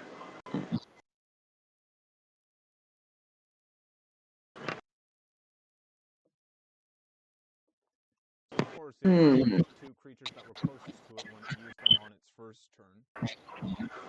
Yep.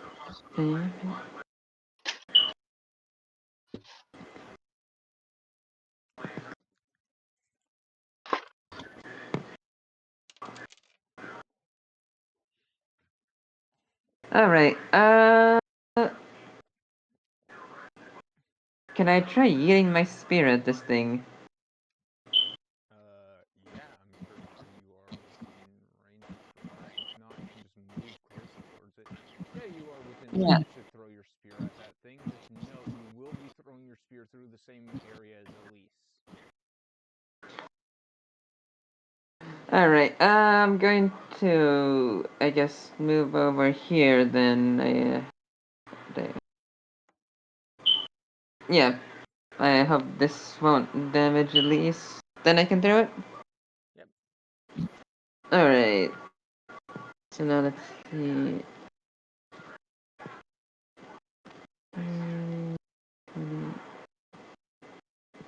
Nope. Okay, come on.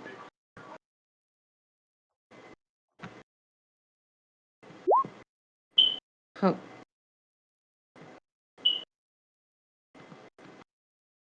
Alright. 1d6 piercing damage. Alright, so let's see here. 1d6. That would also be plus 3, right?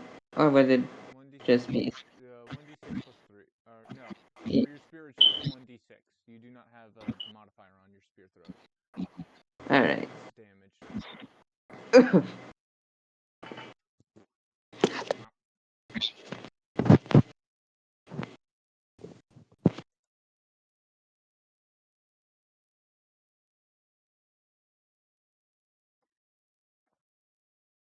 And now, is there anything you'd like to do for your bonus action? Would you like to keep moving? Yeah, here. See, what would be like the most range I could plop down that fire spear, like the landmine spell? If you were to use that, it will hit both Elise and Aura. Hmm. Because they're both standing right next to this thing.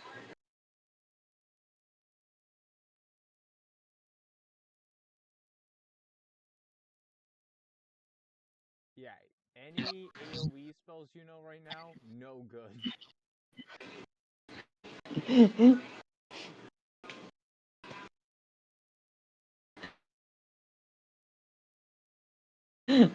Hmm. Oh, right. Oh, wait, no, I'm pretty sure summon beast actually requires an action. It is an action. Let's see, would... Alright, what can I use that I could probably use around here?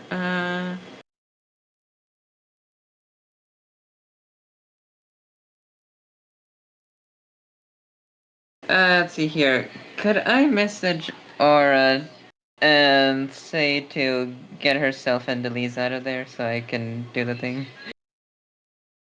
Message. Give me a second to see.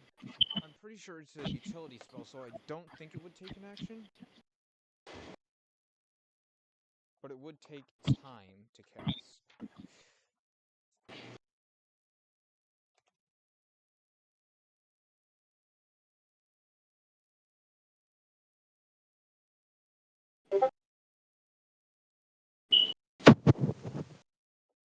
Message does take an action to cast. Damn.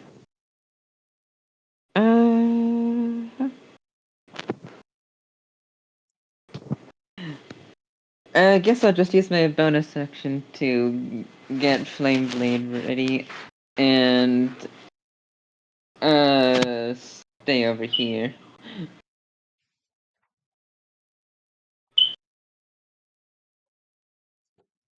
Alright. Also, Flame Blade. Congratulations, you get light. Yay!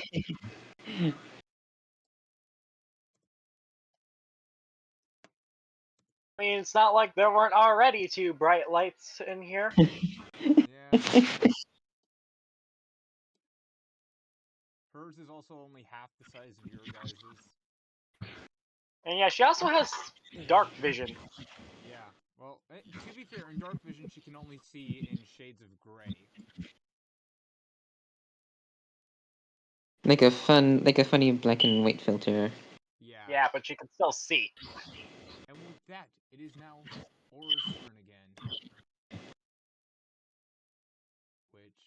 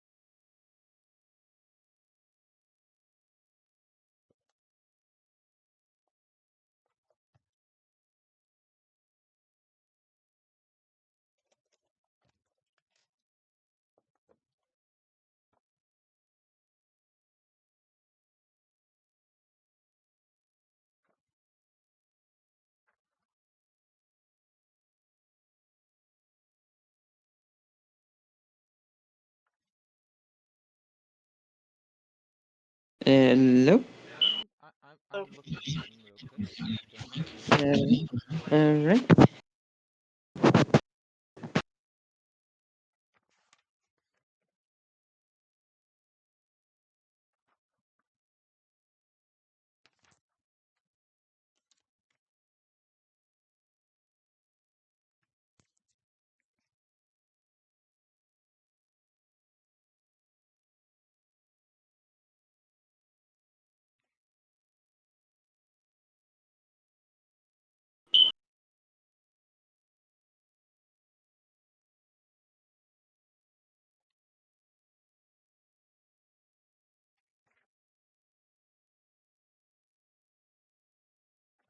Alright, I'm just double checking a few things here real quick.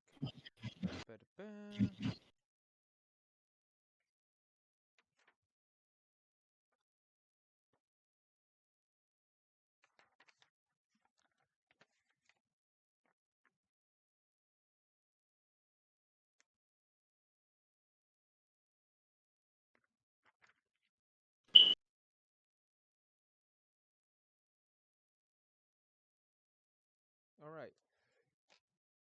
So, Eleise,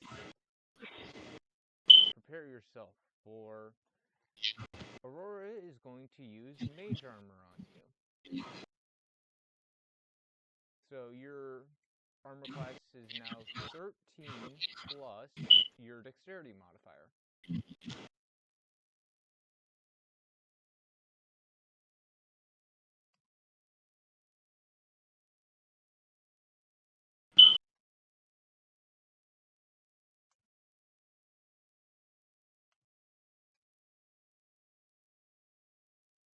On top of that, it is time for action surge.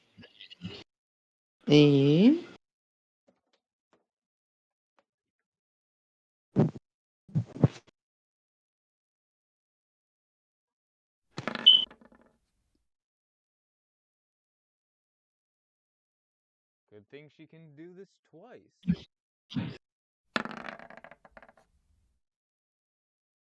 15, that is literally just enough to hit.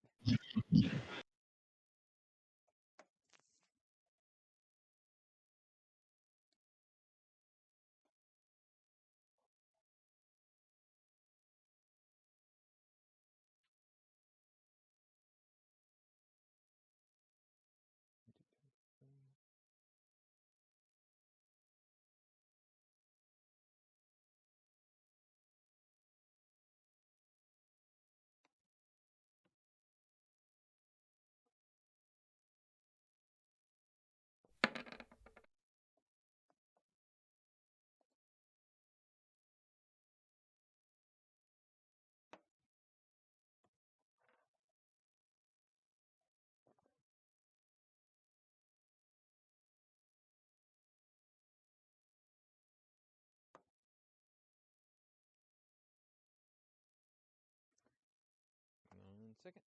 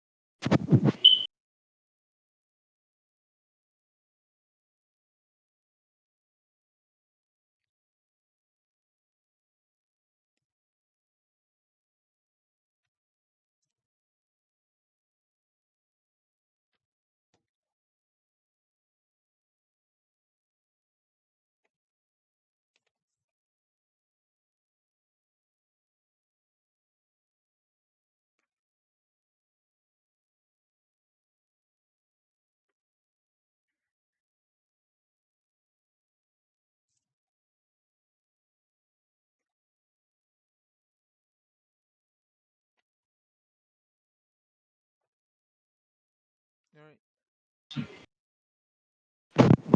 And with that, it is Elise's turn. Alright.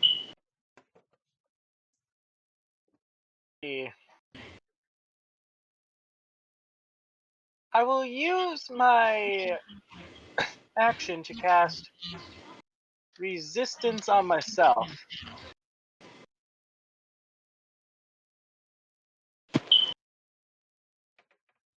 I will use my bonus action to make a greatsword.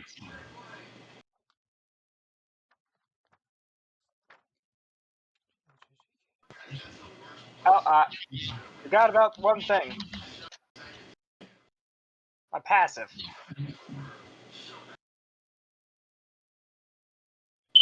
What damage type are you giving yourself resistance to? Resistance. The spell resistance gives me a buff that says I can add a d4 to one of my saving throws. And I can choose to roll this dice before or after I roll the saving throw.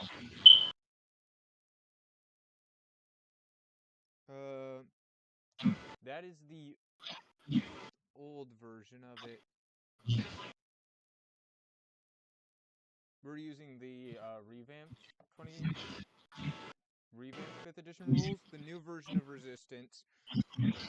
You touch a willing creature and choose a damage type: acid, bludgeoning, cold, fire, lightning, necrotic, poison, piercing, radiant, slashing, or thunder. When the creature takes damage of the chosen type before the spell ends, the creature reduces the total damage taken by 1d4. A creature can benefit from the spell only once per turn, My and the screen share. duration is concentration up to 1 minute. So basically, you give a creature of your choice resistance to one damage type for one round. I look at my screen share. D&D 5th edition, resistance. This is one of the cantrips I took from my cleric magic initiate feat. I think you forget. I'm looking at the actual 2025 rule book right now, Slayer.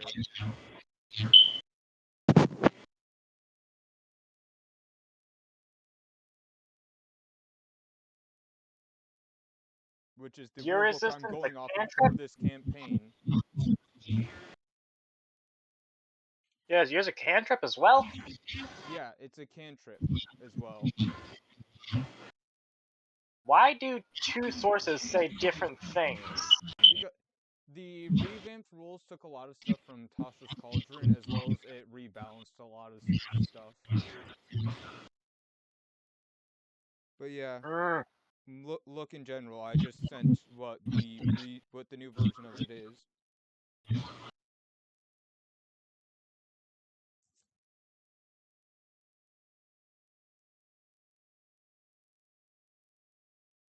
So choose your damage type to gain resistance to.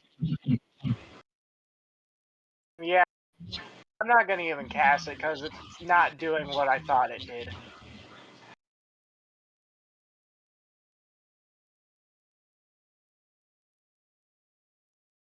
Instead, I'll just use my action to attempt to smack this guy.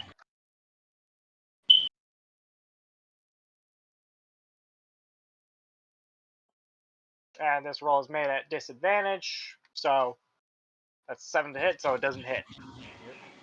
Yep.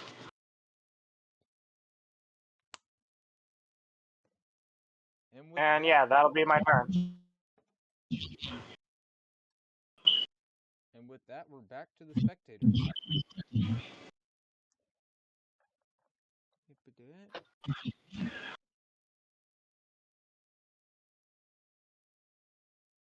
With that, it's going to target the two people that just attacked it. So, Rose, I would like you to make a DC 12 Constitution saving throw.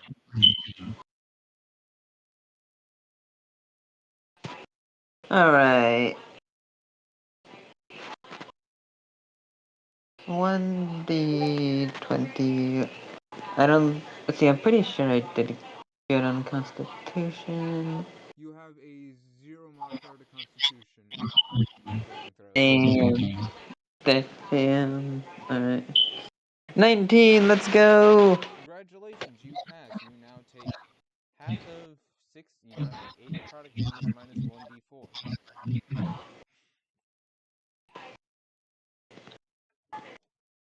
Alright, 1d4. I take 6 necrotic damage.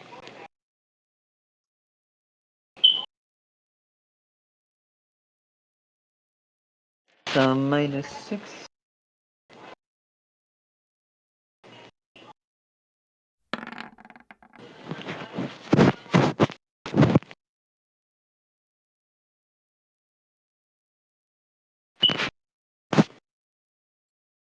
Well, Aurora successful, literally at the bar, DC 12, rolls a 12, Aurora successfully avoids being frightened.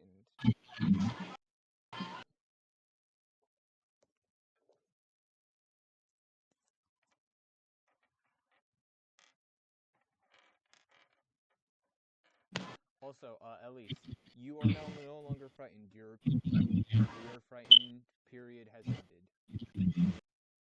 Alrighty.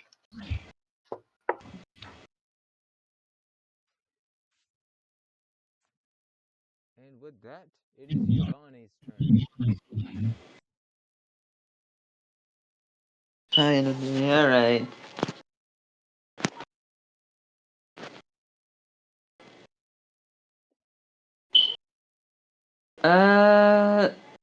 Honestly, it's low health, so I'm gonna see if just attacking it works. Alright, okay.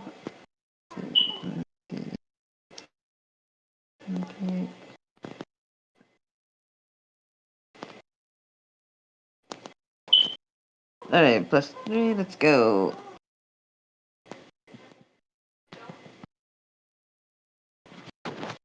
It's a 13.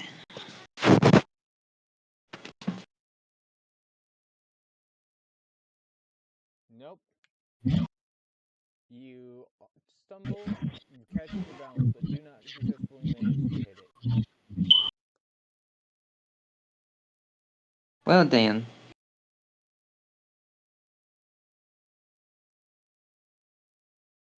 Also, what are you smacking it with? Your spear, or are you smacking it with the fire sword? With the fire sword. The fire sword would be a +2. Ah. Yeah, because you do not have proficiency with swords. The modifier is your spell attack bonus. Alright.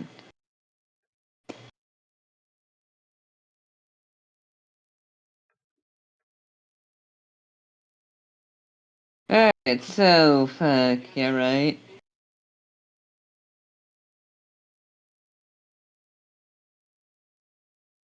Anything you'd like to do as a bonus action?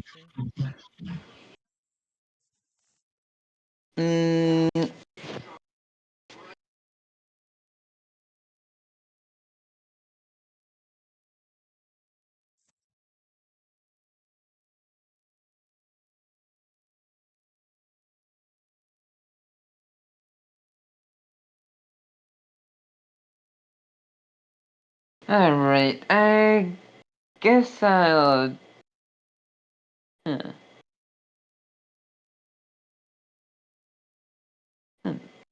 Can I turn into a... Can I turn into a super-sized pangolin before passing things off? Let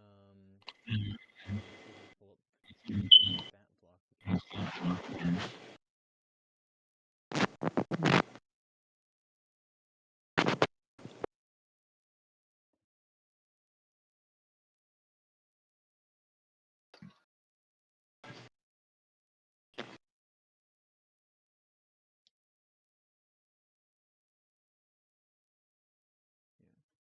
Yeah. Alright. I would like you to roll a d4. Alright.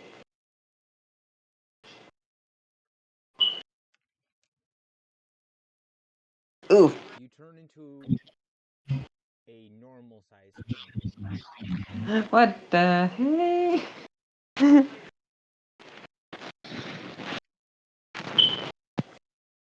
Well, that fucks. So you now have an HP of 4 and an armor class of 15.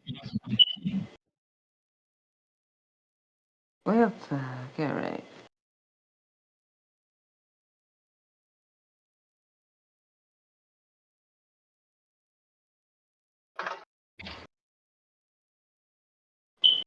Well, I guess... Huh.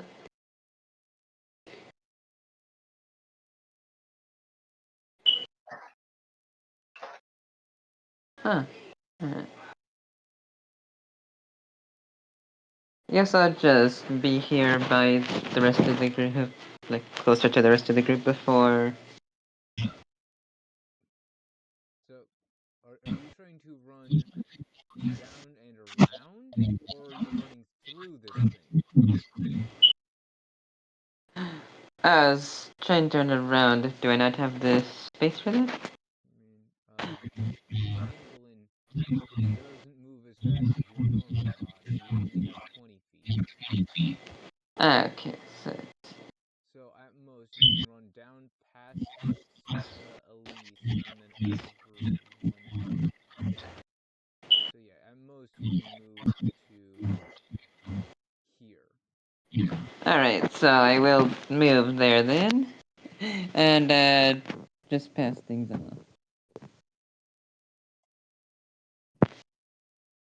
And with that, we're back to Aurora. Which, you know what that means. It is time to start swinging the wrench. Yeah. Baby girl, go finish.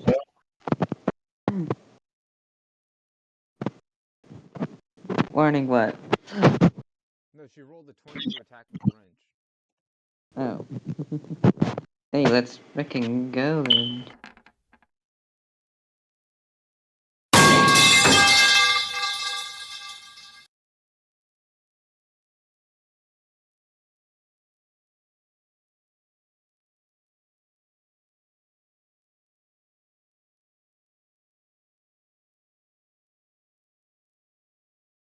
And we get to do that one more time.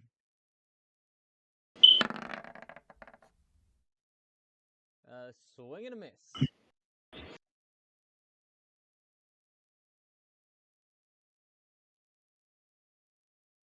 And with that, it's back to Elise's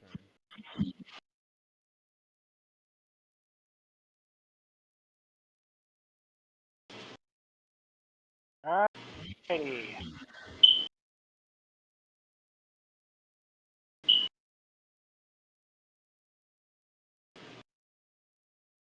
So, yep. I will attempt to smack the thing. And you fail. Swing and a miss. Anything else you'd like to do? That will be turn.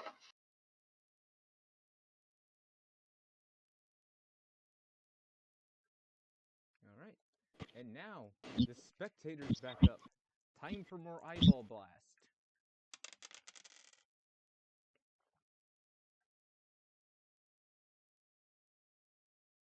Alright. Alright, Eleise, I need you to make a DC 12 Constitution saving throw. Congratulations, you have successfully avoided being paralyzed.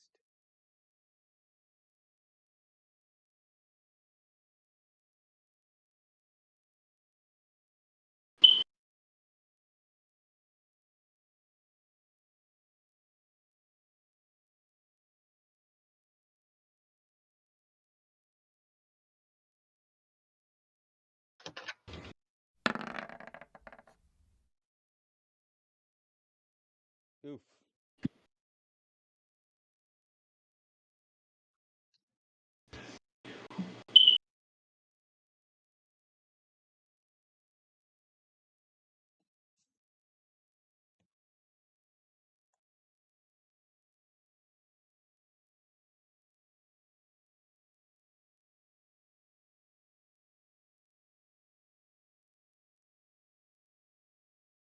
What? Oof.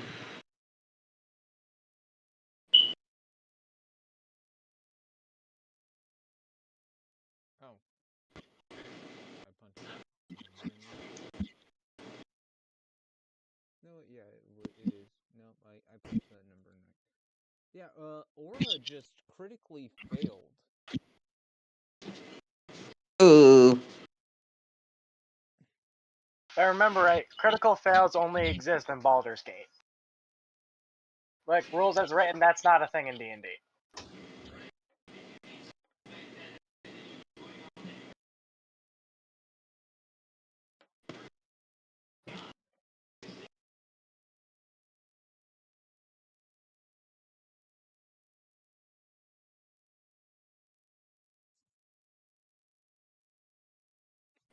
and now is confused.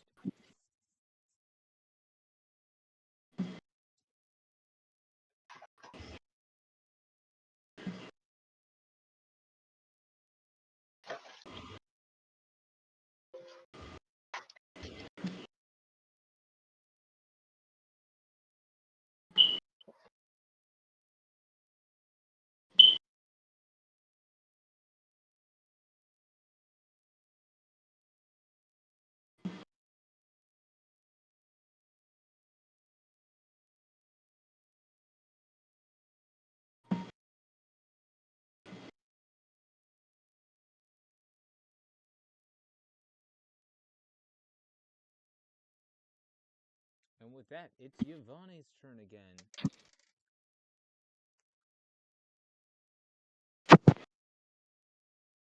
Alright.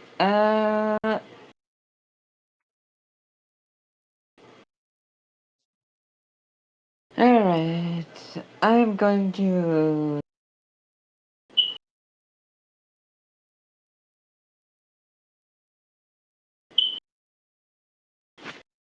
Okay, come on. No, you, away.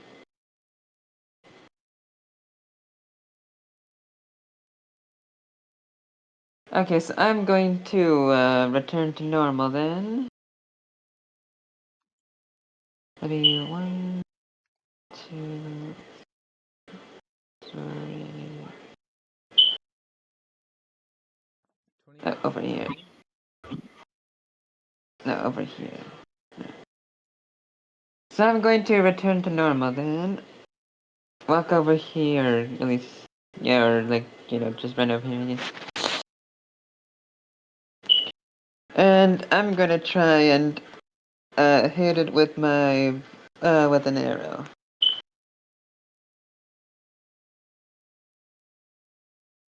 1d20 plus 5. Alright, 1. Hey, fuck you. Alright. So it'll be 1d20 plus 5.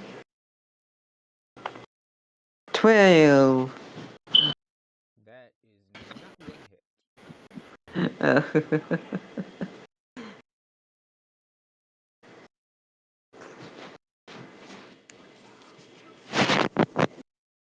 The arrows are indeed cool. There.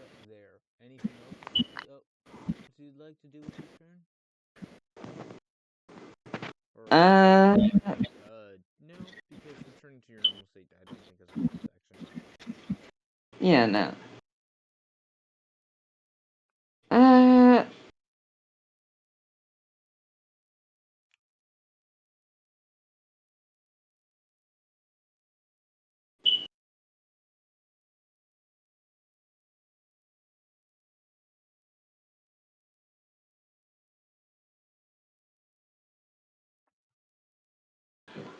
what could I do?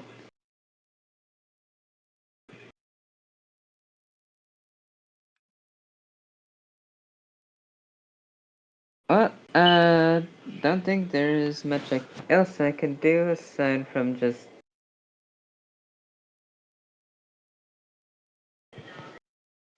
Aside from just hiding back again, but don't entirely want to do that. Alright. So, yeah, I'll leave it at that. Eleise, I need you to pick even or odd.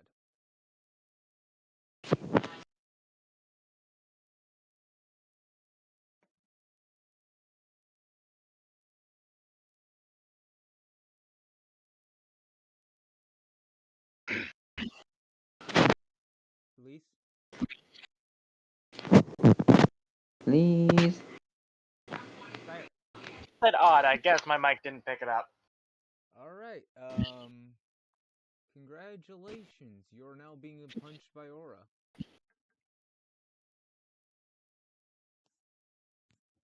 Assuming the damage type's bludgeoning. Yep. Okay, so I will resist this.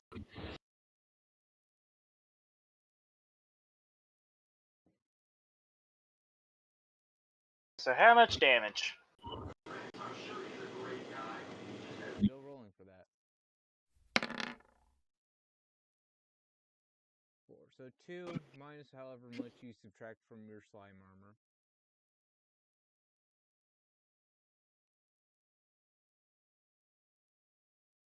One.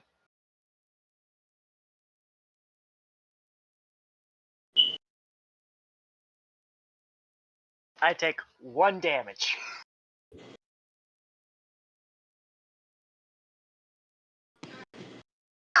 And with that, Aurora's turn is over, and it's yours now, Eleise. Aurora. I forgot to do this. Yeah, I forgot to do this last turn, but my passive, that's Nat 1. I get no healing from my passive.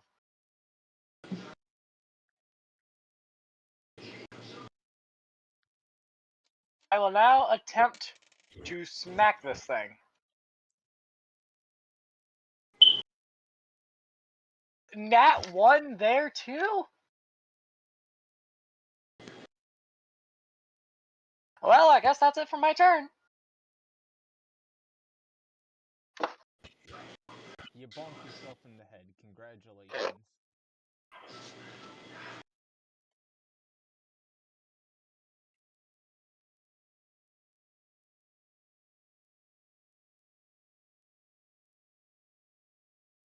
It is now the spectator's turn. And, well,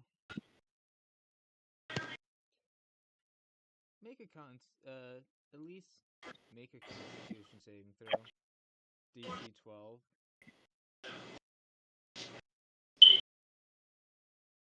Wow, just barely not enough. Necrotic damage. Oh, that sucks. 16 necrotic. Yep.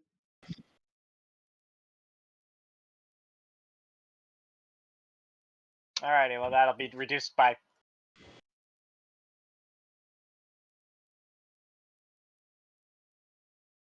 15 necrotic damage. You are seriously 4 going to die. Nat 1s in a row. Yep. Well, not in a row, but 4 Nat 1s. Go, Mom. Go.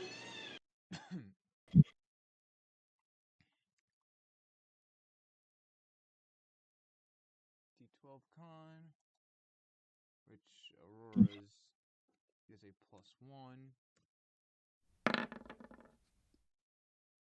Well, Aurora's not doing much better. She's paralyzed now. Well, fuck. So the one person who has been doing all of your damage is now unable to do damage.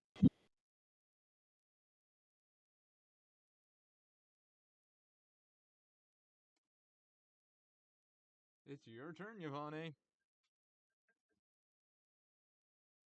Alright, so 1d20 plus 5 for arrows again. 15 for arrows! Congratulations, you're gonna hit this thing.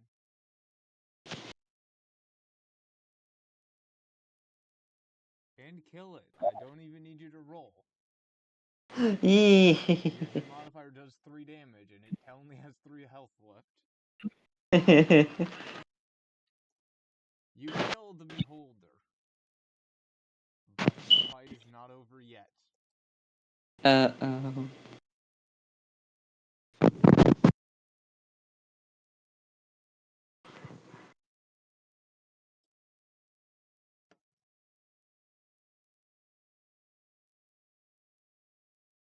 A high exuvia enters the fight.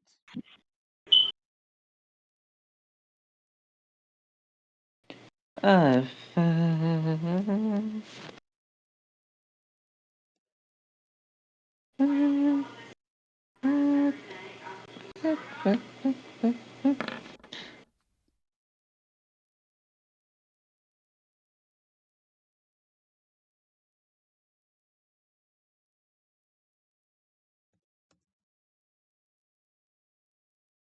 And with that, anything else you'd like to do, Yvonne? Let's see, can I... Let's see, would I be able to cast healing words right now? Let me check. Because if I can, I would very much love to travel and try to upcast it to heal Aura and Eleise. Upcasting it only increases the amount of healing it delivers, not the amount of targets. Dang. Let's see, I have 2 hands, so would I be able to heal both? That is Cure Wounds you're thinking of. Healing Word is the ranged version. Yeah, well, Yeah. Alright, well, I guess I'll just go... Upcasting Cure Wounds does the same thing and only increases the amount of healing it delivers. Alright, I'll still upcast Cure Wounds, but yeah, I'll focus on Eleise since she's hurt more. You do not have Cure Wounds. You have Healing Word. I know, saying is that if I can use Healing Word right now, I'll still try to upcast it and focus on Eleise. Alright. That is going to be a level 2 spell slot from you. So, roll 4d4 plus 2. 4d4 plus... Congratulations, Ooh. Eleise. You gain 11 health.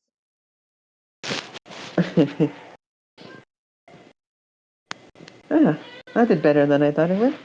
And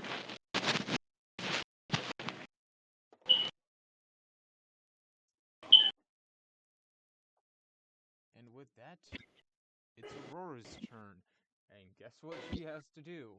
Make that same DC 12 Constitution save throw to see if she gets out of being stuck. Nope, Aurora is still stuck. Your turn, Eleise. Alrighty. I'll walk up to the high Exuvia and attempt to smack it with my greatsword. Roll.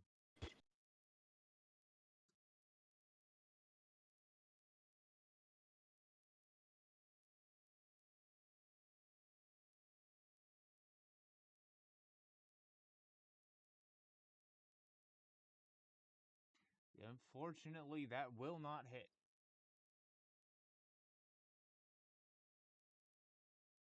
Shield of Faith on myself. And that'll be turn.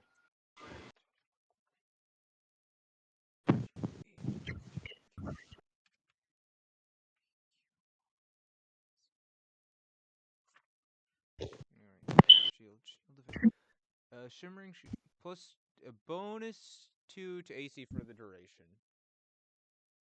Right? Yep. Thanks to my Magic Initiate fee, I do not need to use a spell slot to cast it. Yeah. No, I was just double checking that we had the same ruling on it because do you remember what happened with resistance? Yep.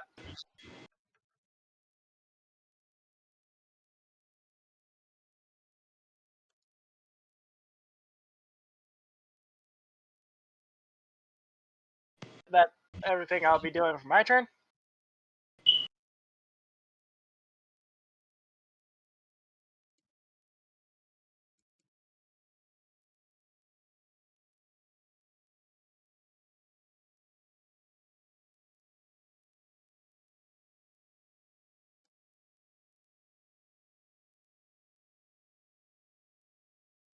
The Hyexia is going to move around to the side of Aura and use its ability.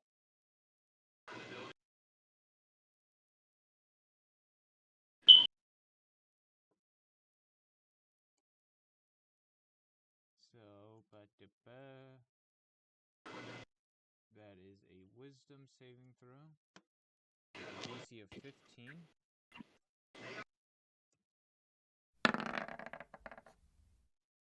Aura successfully resists being corrupted by the Hyexia. And, oh, wait, I skipped too far.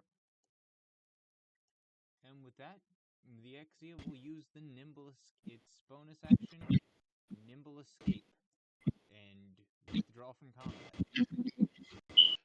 Back into the planar shift it goes.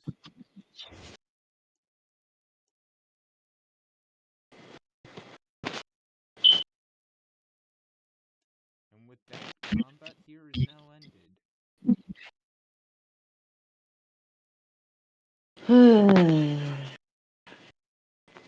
Do my greatsword, but not the armor. Gonna be cautious.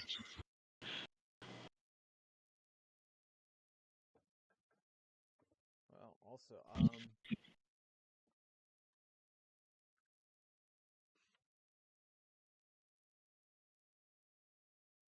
the mage armor lasts for 8 hours.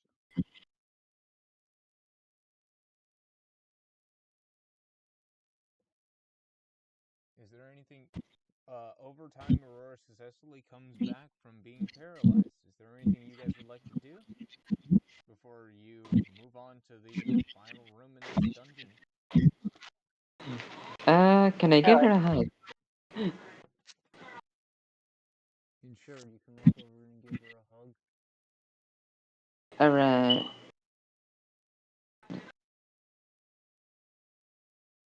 Congratulations, you have successfully hugged Aura, who now thinks you're weird. Well, I am. Okay, about who's the farthest person forward? Aurora's the farthest person forward. About 30 feet from you guys, is a metal door. It's not just one metal door, it's 2 metal doors. No. Are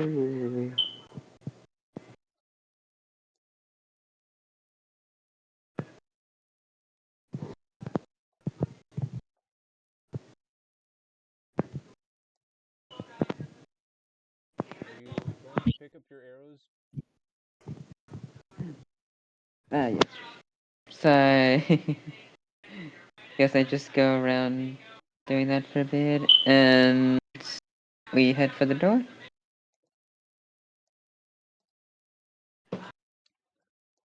Alright, so I want to know, who are going to be the 2 people who are going to be sitting right next to the door? Stand right next to the door.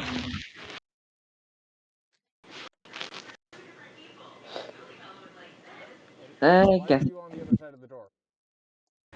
I let go of my character. Alright.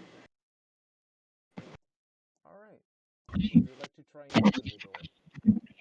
Yep. Yep. As you try and open the door, it does not budge. You can tell it's not locked, but rusted shut.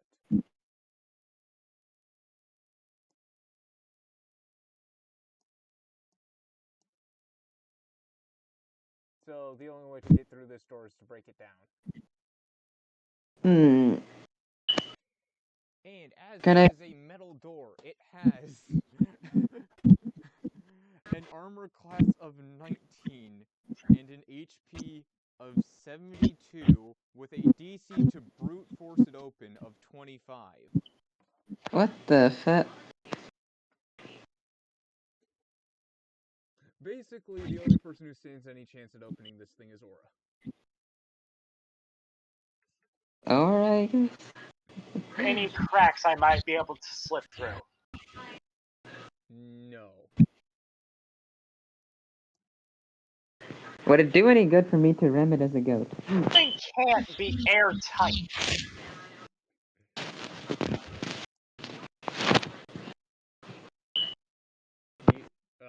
Do you plan on dropping all of your gear on this side of the door?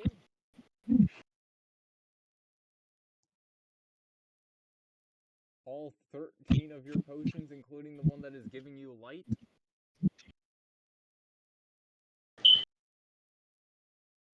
I mean, she can probably open it from that side somehow.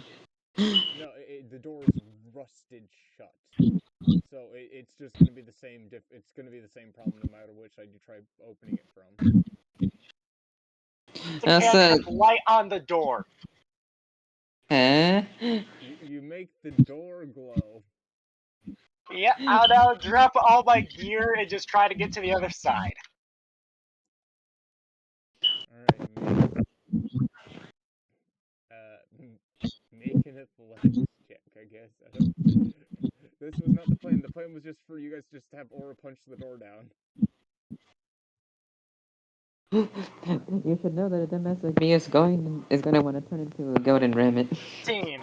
Alright, congratulations. You are on this side of the door. You see a box and stairs.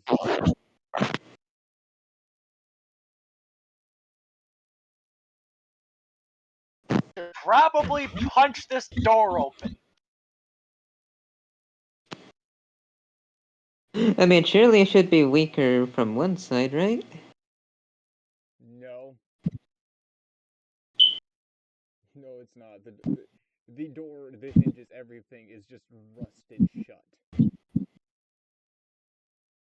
This thing is not going to move unless somebody punches it down. So I could probably just corrode a hole through it.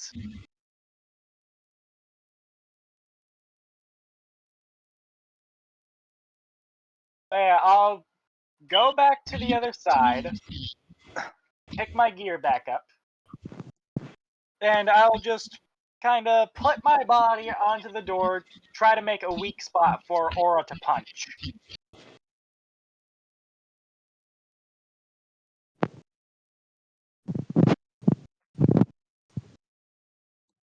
Roll. Just a d20? Yep. 2. And you fail. You are unable to melt this door. Alright, I mean, I could just spawn like 19 of those blobs and just reduce its AC to 0 using those things because they're corrosive latch. Actually, no, I'd need half that. I wasn't doing that just as an AC. I was doing that as a DC to open. So not only 25. you have to roll 25 to break it open. But yeah, I just tell Aura to punch the thing. Yeah, that's kind of the entire thing that was supposed to happen here. Is just Aura's gonna punch this door down.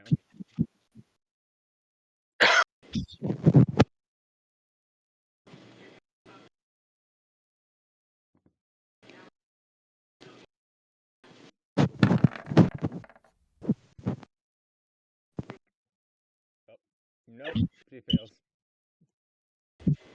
Like Aura's doing any better than I did. She rolled an @1. Yeah. She drops her hammer, but her wrench, but picks it back up. Yep.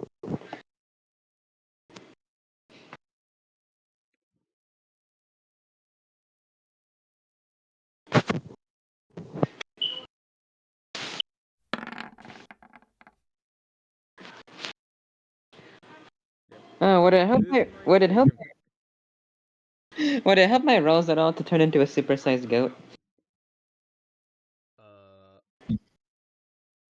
Roll a d4. Alright.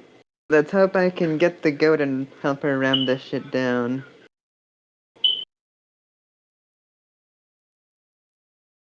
You turn into a goat twice the normal size. Fair enough. Yes, I am now just going to make you use a d4 anytime you try to turn into something larger than normal, and whatever you roll is how much bigger it is.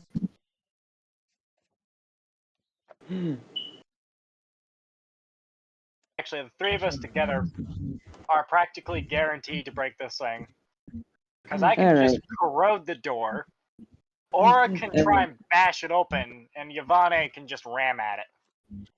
Yeah, I'm just gonna move back. I'm just going to move back and forth and just Although ram this Yvonne, thing you as best I probably can. shouldn't ram at it until we get a soft spot. So that way you don't risk getting brain damage. Fair enough, I'll just be waiting here for my chance to ram the door. Yep, I will attempt to corrode and weaken the door again. Alright, make a check. 9.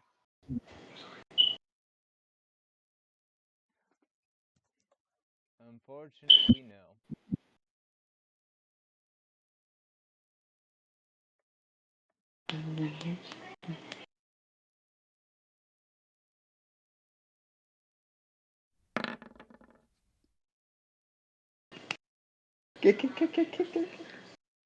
Unfortunately, still no.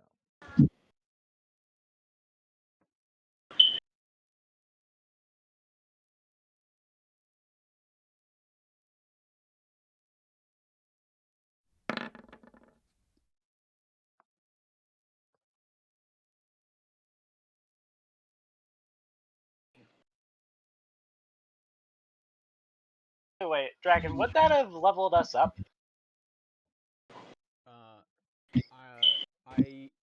I'm doing this milestone, so you guys get XP when I say you get XP. Okay. So basically, I will be telling you guys what levels I want you at the end of every session. Mm.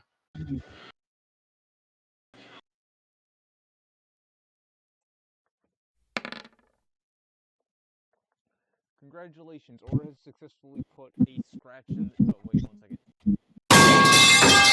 Yeah, because if we leveled up, I would have something that would make this a hell of a lot easier. Aura has successfully put 3 damage into the door.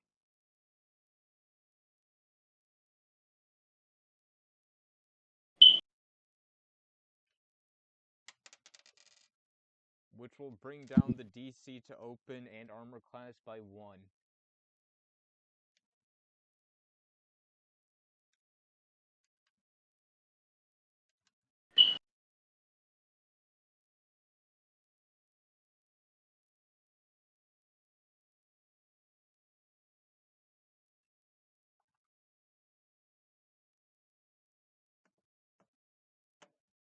To reduce myself to 2 slime to make 12 of those little blobs and have all 12 of them latch onto the door, each one reducing its armor class by 2.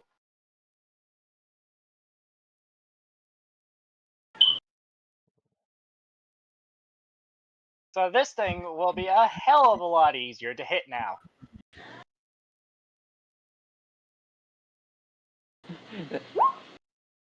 So does that mean it's my time?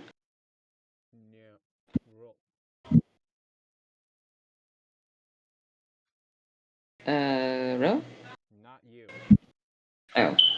You cut out a bit, so, yeah. The blobs don't roll anything, they just latch onto the target, and they just do that.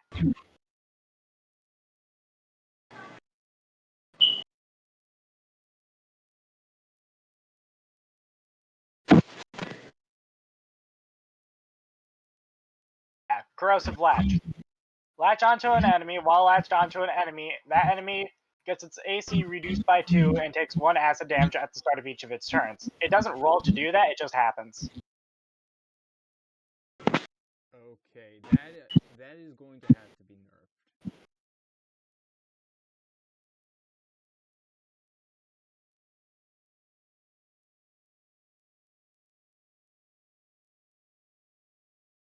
Make it... I mean, I'm also not really spawning a ton of these in the middle of combat. Yeah.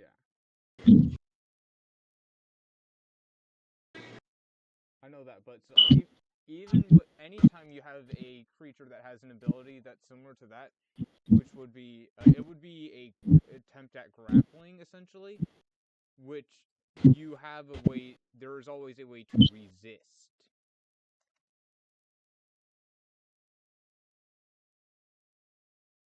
So, latch on would not be the proper term. It would be grapple, which would be a dexterity saving throw based off of the strength So wait, of it doesn't your grappling ability to restrain the grapple. target?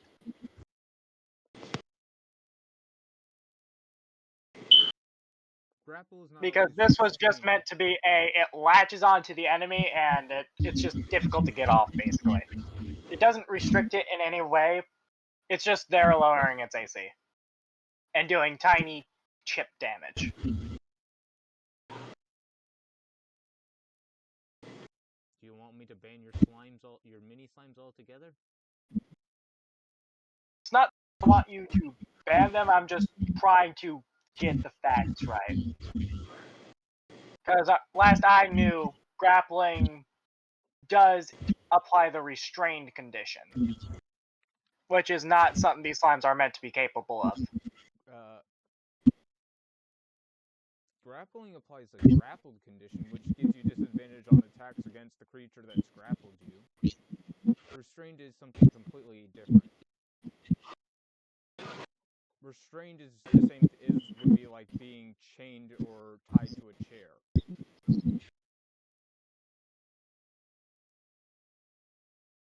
Grapple just means you're being held onto by another creature.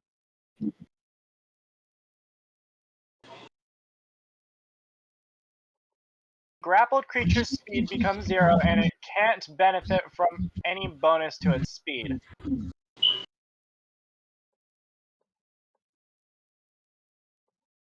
So, yeah, it does a similar thing to restraining, in which it's not allowed to move.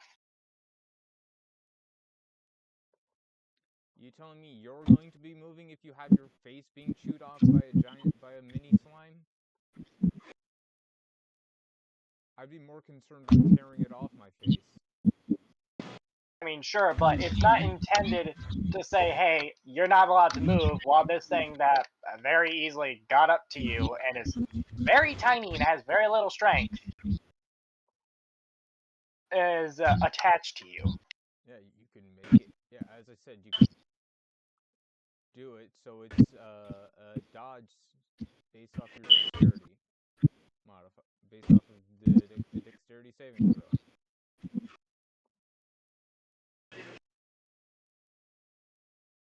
Make it grapple them, because I don't want this thing to say, hey, you can't move.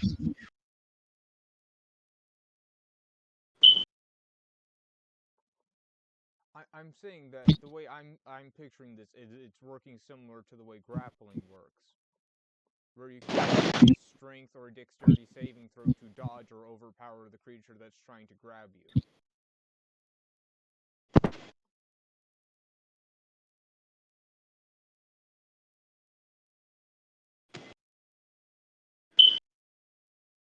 So yeah, it is now if they fail a DC 12 dexterity saving throw. Yeah, if they fail a DC 12 dexterity saving throw, latch onto an enemy. So the DC is 12, and if they fail it, it latches on.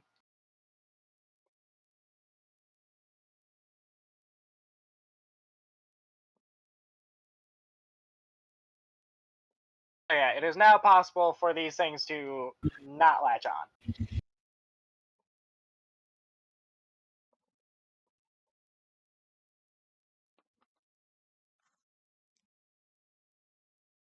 The door is an innate object, so it won't really be able to dodge, but yeah.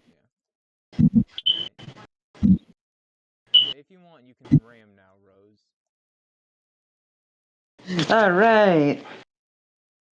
We'll get out of the way. Yep. And I'm going to just run straight into the wall and attempt to knock it down. Or straight into the door and attempt to knock it down.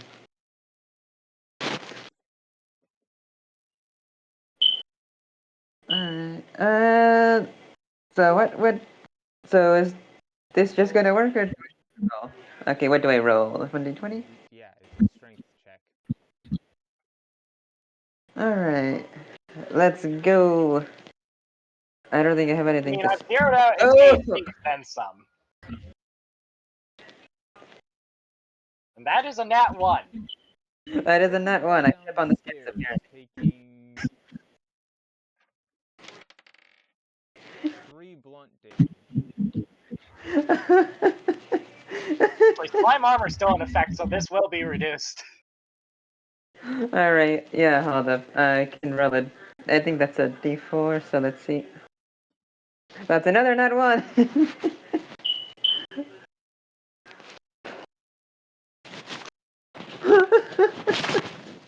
Congratulations, this oversized goat now has 6 health.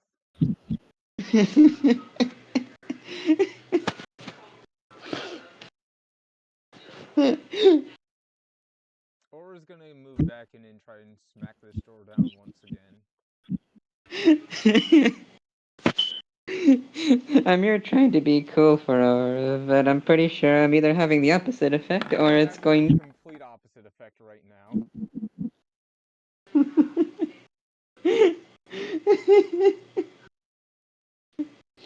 I was gonna say either I'm having the opposite effect, or it's a thing where she's just like, you're a dumbass, but I tolerate you. Yeah, no, you're just having the complete opposite effect. She wants out of this party ASAP. Aura successfully knocks down the door with a large swing of her war wrench. And immediately proceeds through the door. Well, reclaim all the slime I put into making those little blobs and just say, yeah, don't mind my friend here. She can be a dumbass at times. Clearly. There have been a few occasions where I had to put myself at risk because of her poor decisions. Clearly. I wouldn't be surprised if she ran straight into a gelatinous cube. Oh, I think she's... Oh, that actually happened. Alright, you guys all approach the crate. Would you like to try and open said crate? Sure, but I just want Dragon to know that I just want to thank Dragon because I'm probably going to be having the image of an oversized goat tripping on some old stairs and falling on its face, and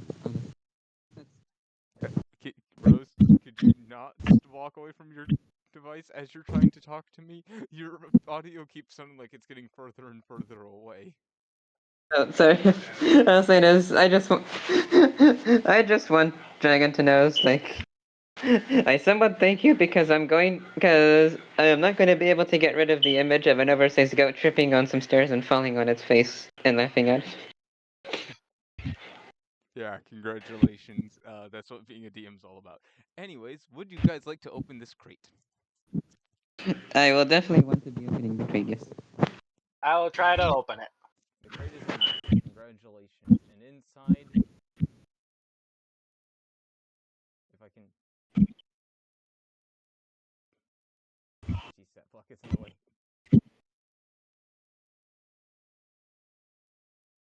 Inside the crate, you find another one of the red gems.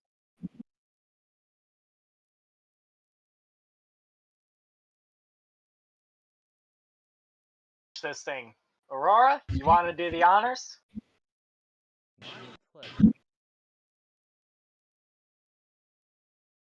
Aurora picks it up.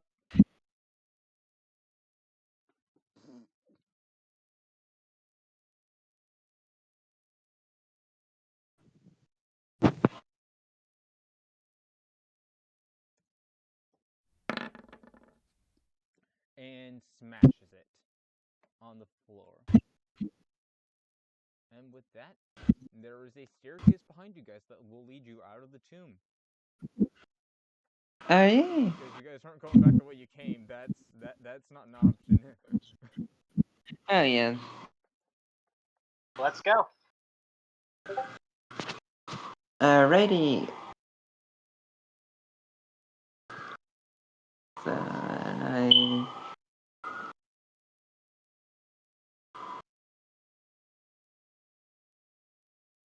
Huh. I guess it must be loading.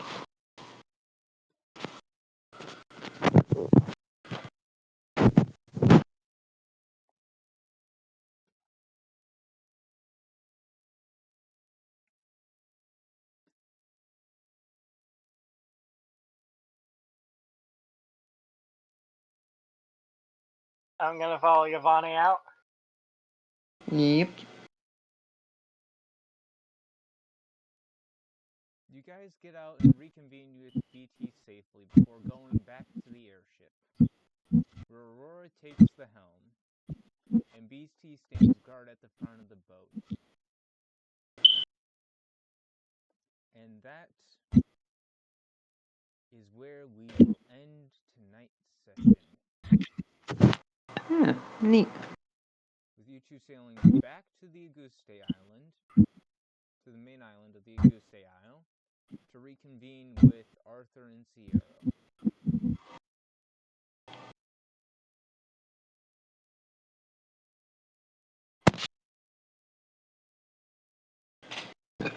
Bre.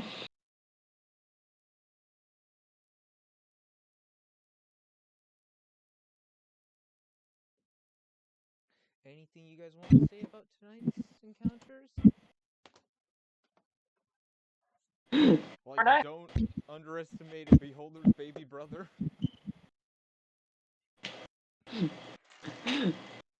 That whatever dice goddess out there wants me to remain single. Yeah, no, you and Aura are not having a great time.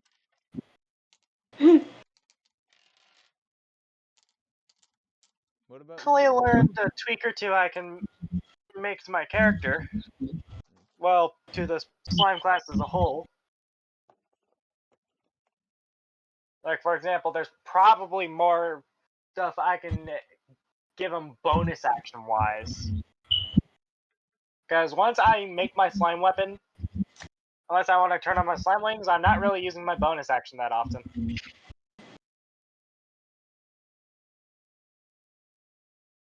Yep. Do you guys have anything to say about how I made the warhammer, the war wrench work? Nope, I thought that was funny. And A weapon, I don't really know the intricacies of D&D weapon design. You did a good job.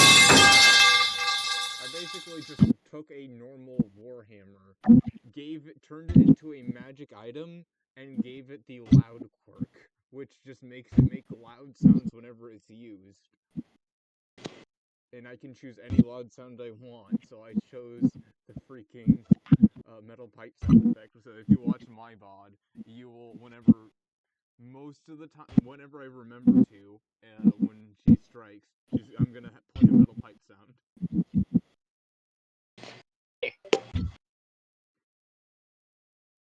But with that, goodbye, good night, good day. I don't really have a normal outro, so I guess have a wonderful day or night wherever you are, and see you guys next time.